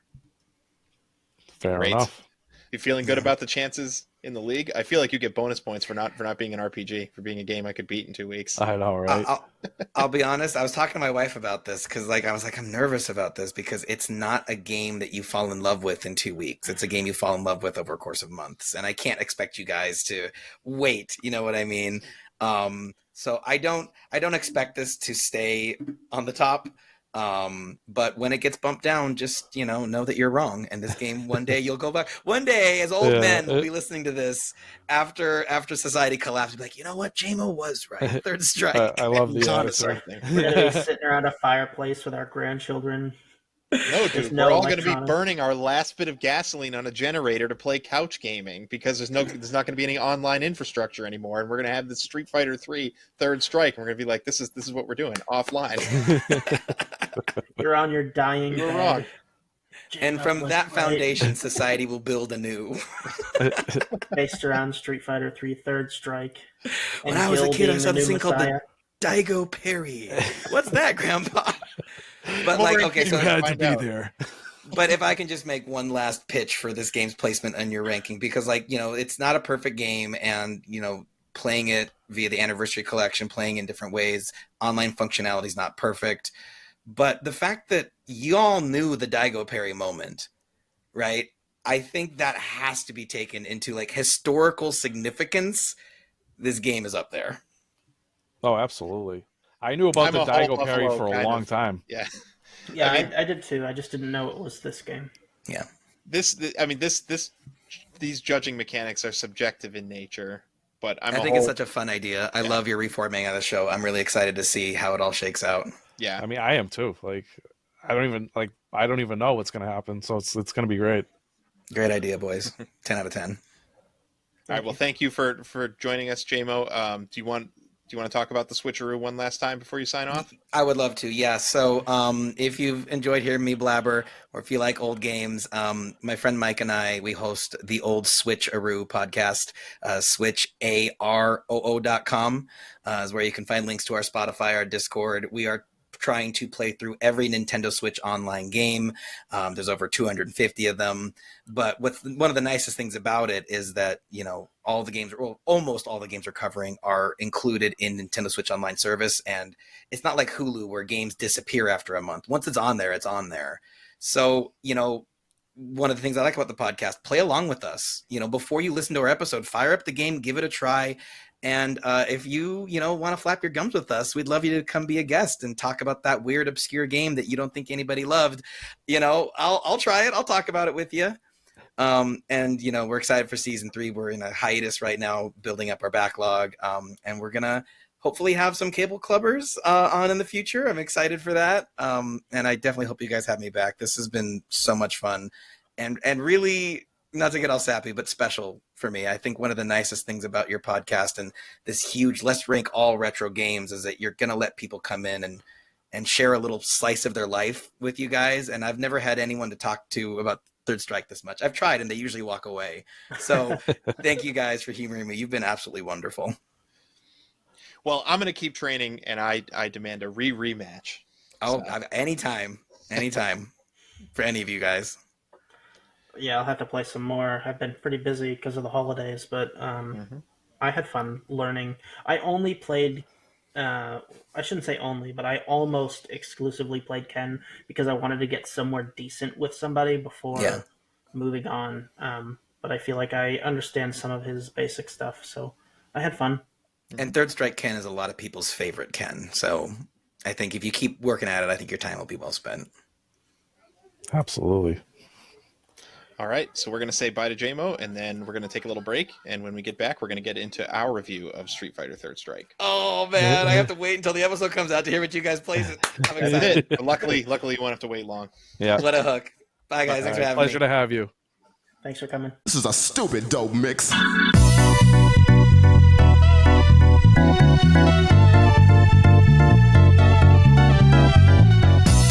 So if you've made it this far in the show and you like us and you like what you've heard and you want to follow along this league, go ahead and hit that follow button. If you are on YouTube, you can subscribe, hit the like button. We really get jazzed about that. Leave us a comment, become part of this community. We really would like to be a community-driven podcast. That's kind of why we're bringing guests on all the time and trying to build folks who want to play games with us every couple of weeks and talk about them.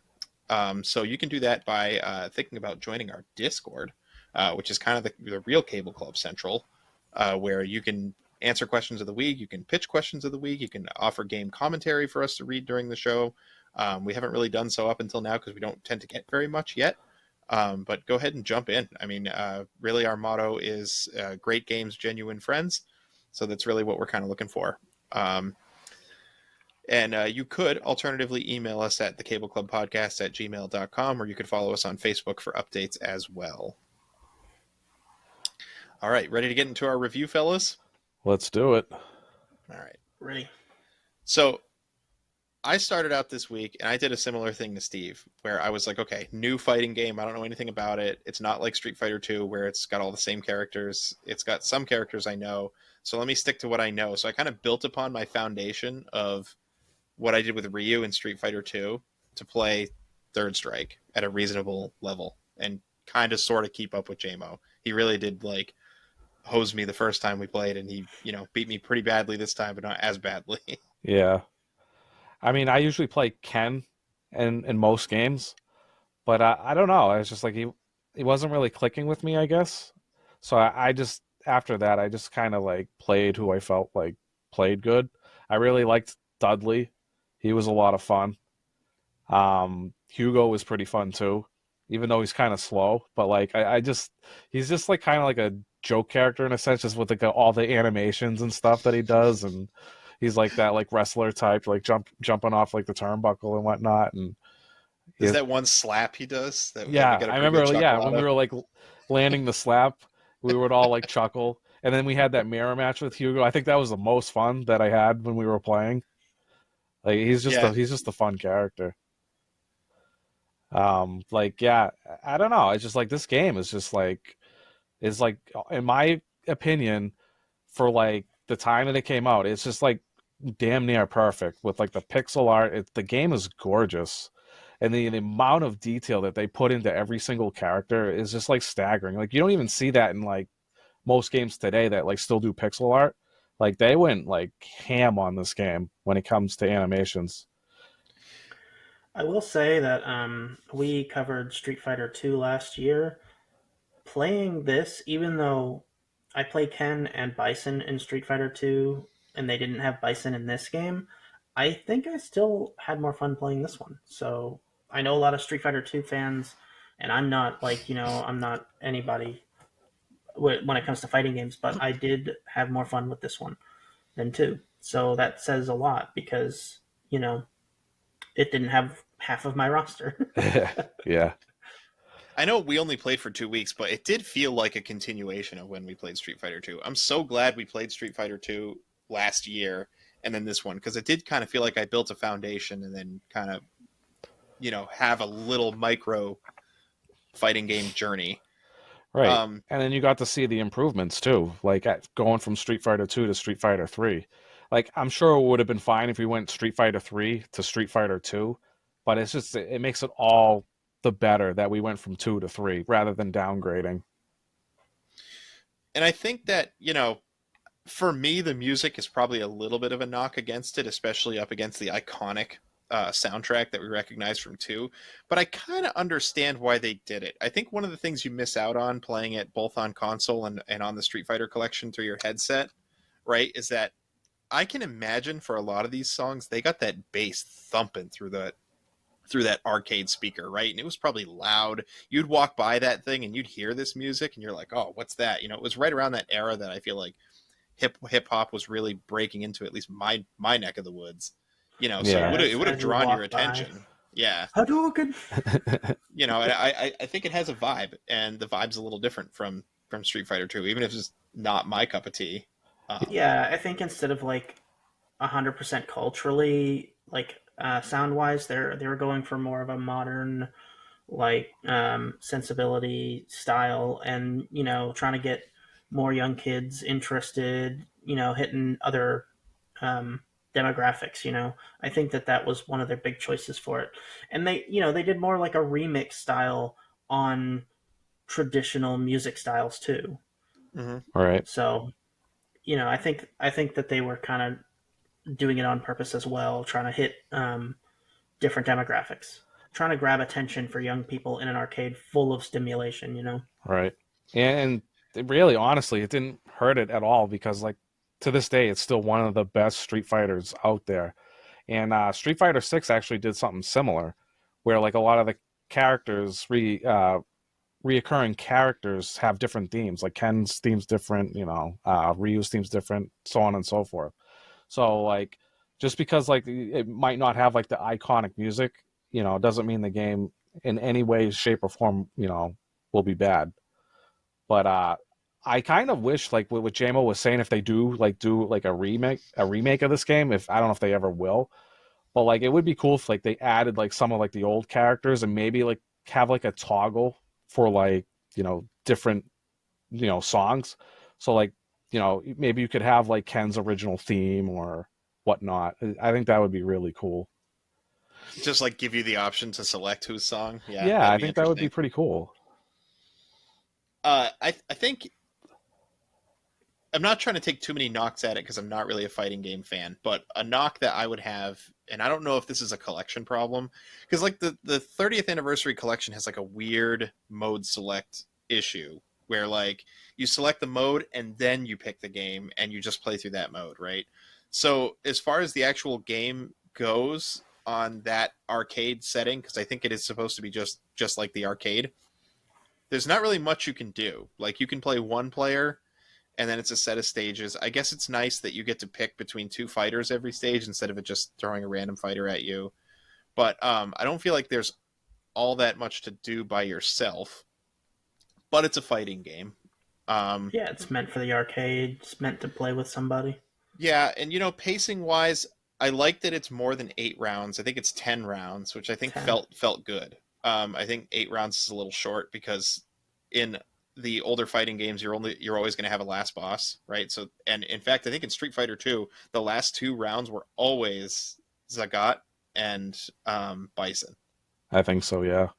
Like I think it was always like number 1 and number 2. So it was really six random fights, although the character roster was smaller.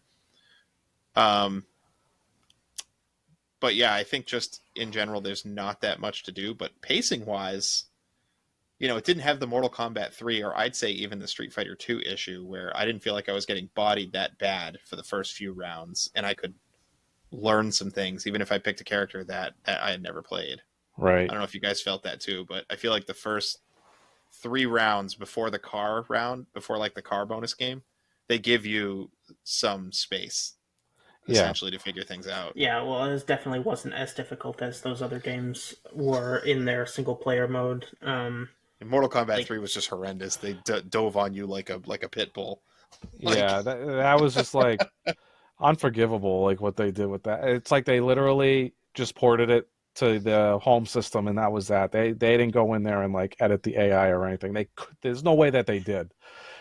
So I think that was generally like one of the main reasons that I never got into fighting games as a kid, because in the arcades they had the difficulty so high that you'd put your quarter in, you would lose and not quite understand how to play, and yeah, you didn't want to keep putting your quarters in. Right. Because you So wanted them for other arcade games too. yeah, and you would just lose so quickly that you didn't have, like, if I was to play the fighting games against people that didn't know what they were doing as well and start like cultivating a skill, that would be way different. But in our neck of the woods, we didn't have an arcade. So when you did get to an arcade, by the time you did, the hype was dead. So you go and you would fight the computer because you didn't have somebody to play with, and the computer would mop you. Yeah. yeah, And, and like that's the other thing too, right? So this game does it too. Fighting against a computer is different than fighting against a player. And even if you go online and you look at guides like I did for Ryu, they'll give you tactics like, oh, Ryu's dash and grab is like this many frames, which is faster than most people can react to it. And you can dash and grab and you can get a lot of mileage out of it. You will never, not even in like the first 2 fights, will you ever pull the dash and grab off on the computer, because it reads your button inputs.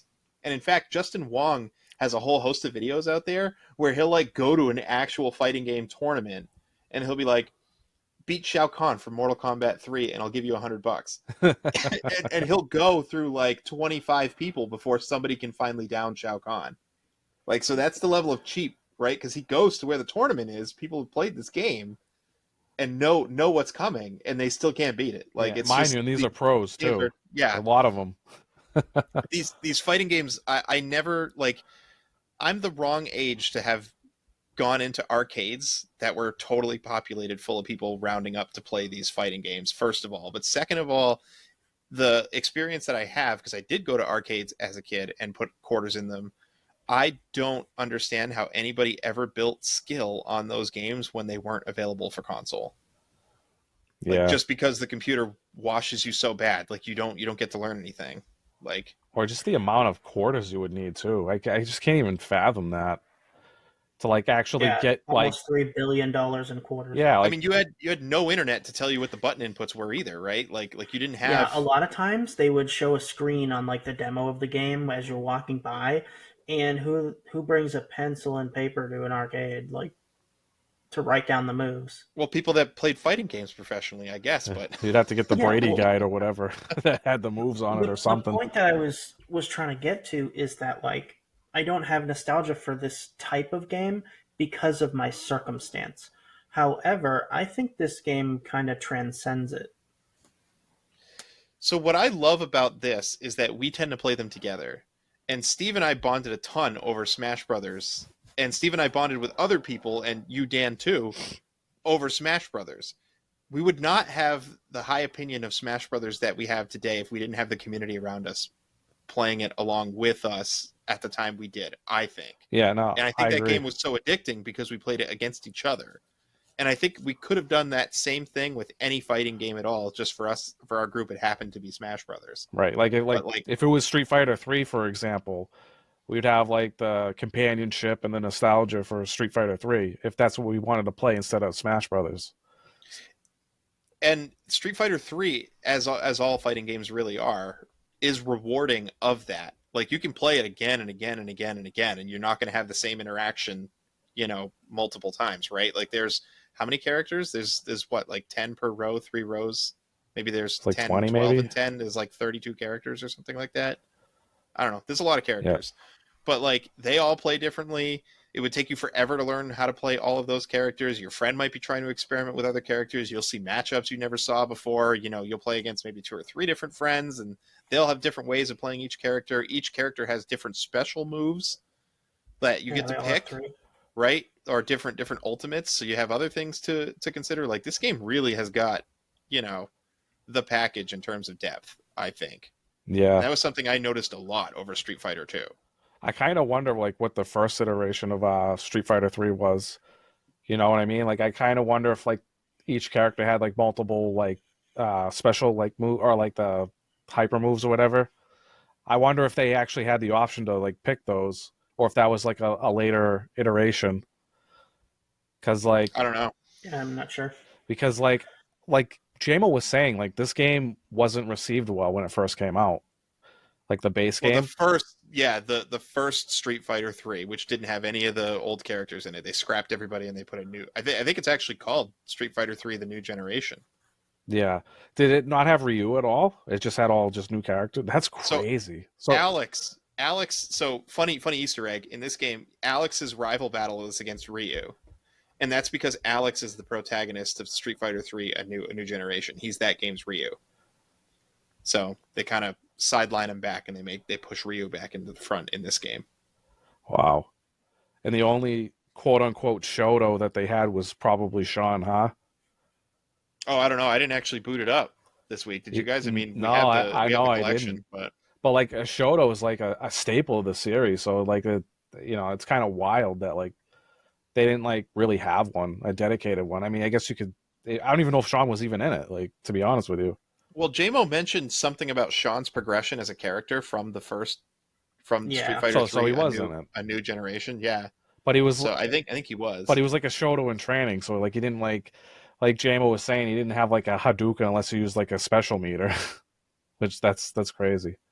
I can't hold this against Street Fighter because all fighting games are guilty of this, but man, like Sean, Ken, Ryu, Akuma, Dan. like they're all like, especially Ryu, Ken, and Akuma, they're very, very similar. Like, I know they move around a little differently. They have a couple different moves. Maybe some deal more damage, some take hits worse, right? But they, like, I can't really fault it as a fighting game, but just as a game in general, I don't know why you as a developer would make, up to 4 characters pretty much the same. Like, I know, like, Mortal Kombat does this, right? Like, Yeah. isn't there like ninjas for every color of the rainbow? Like, they all kind of look and feel. Well, actually, Mortal Kombat's its own thing because all characters play the same except for their specials.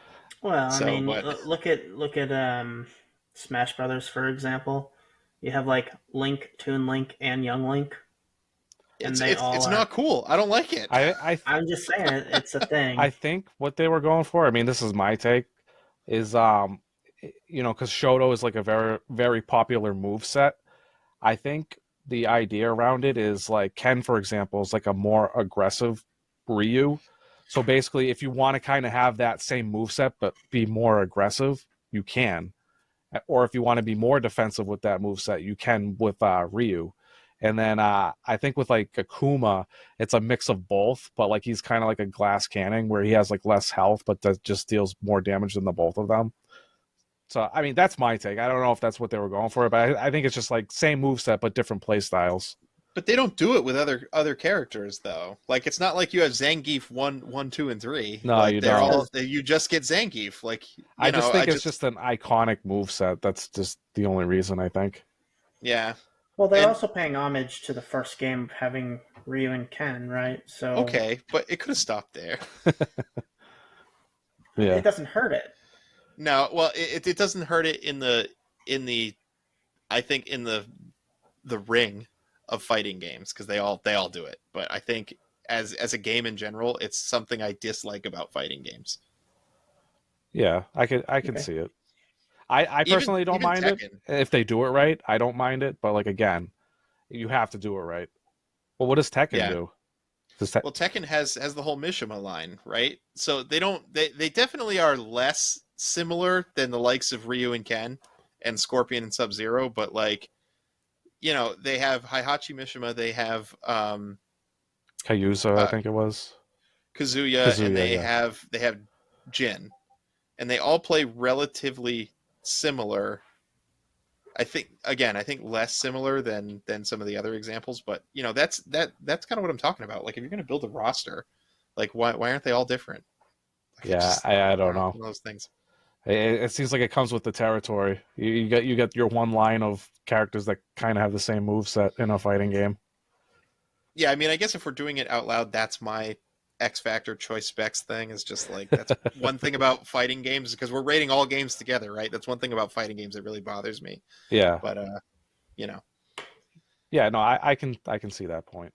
I personally don't mind it, but yeah. Any final thoughts on this one before we get to the ratings? I had a blast. I mean, not really much I can say bad about this game, honestly. Like, I think it's peak for its time. You weren't going to find much better at all. Yeah, I think any of my problems with the game are through a general lack of the skill issue and experience. Yeah, I don't I can't. Like, the moves seemed really responsive, and the music was good. The graphics were great. Like, bare bones storyline, obviously, because it's an arcade cabinet and just the way that it is. But you don't expect much from a fighting game on that front. Right. And Street Fighter has a huge lore, so it's like, if you really wanted to look into it, there's plenty of media.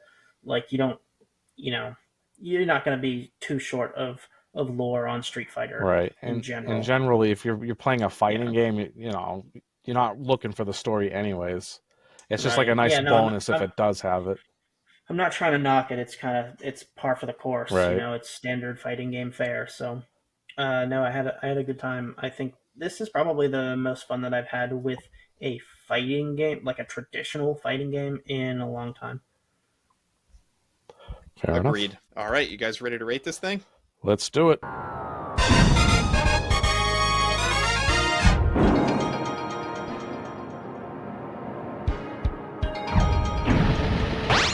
Alrighty, so here we are with the league up. So you'll notice that this looks kind of like a tier list if you're watching us on YouTube. If you're not watching us on YouTube, go take a look at us on YouTube. Dan puts a lot of effort into the visual elements of these videos, and he does a great job, getting even more great. Maybe he's for hire. I don't know. Yeah, maybe.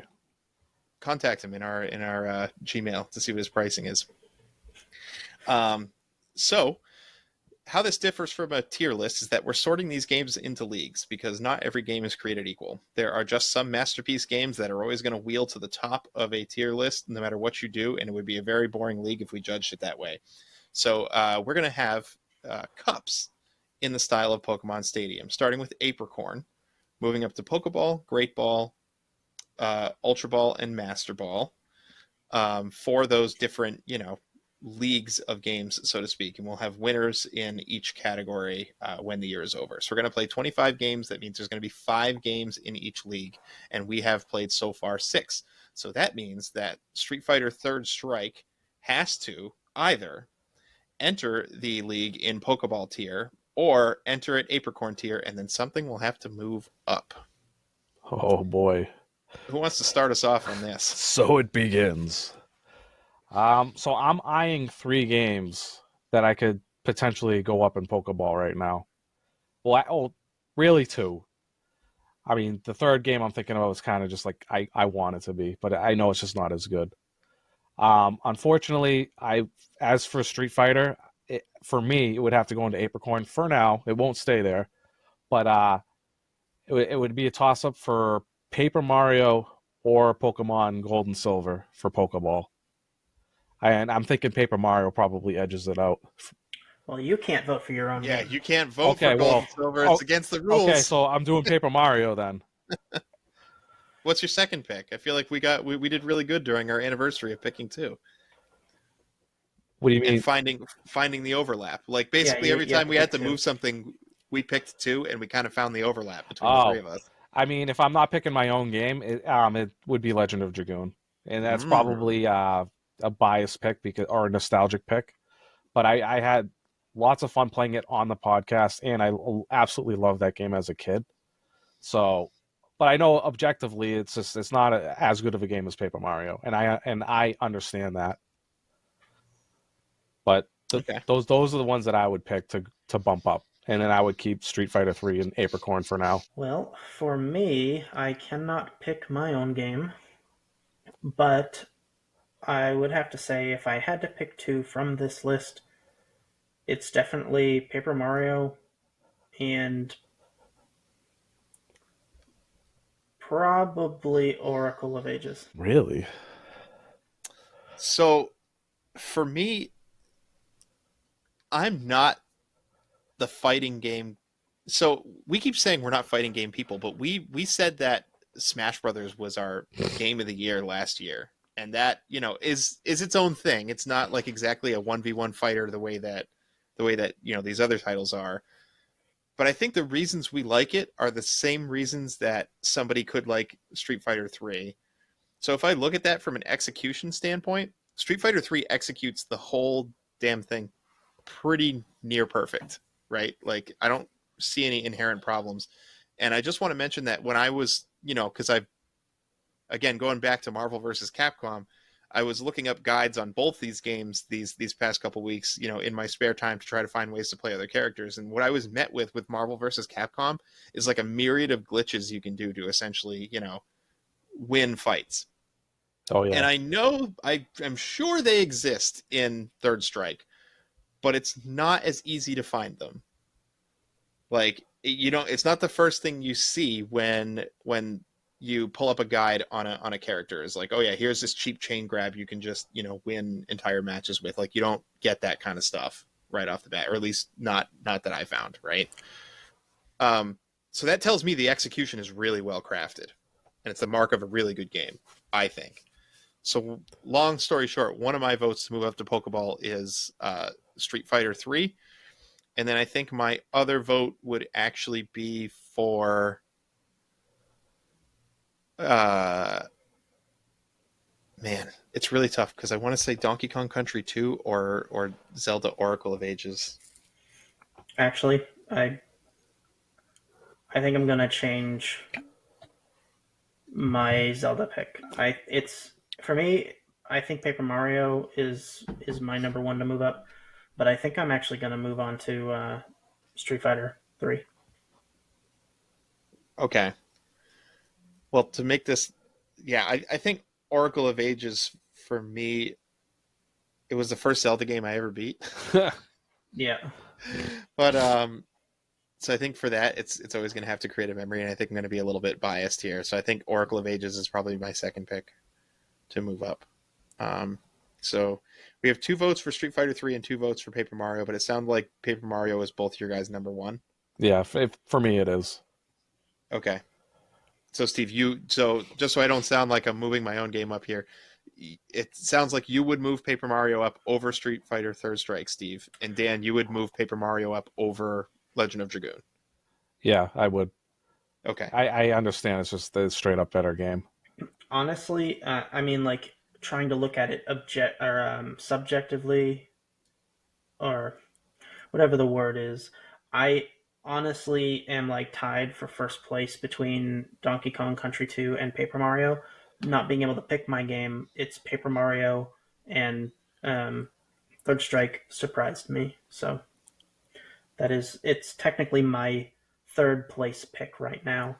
But obviously, not being able to pick my own game, my two would be Paper Mario and Street Fighter 3.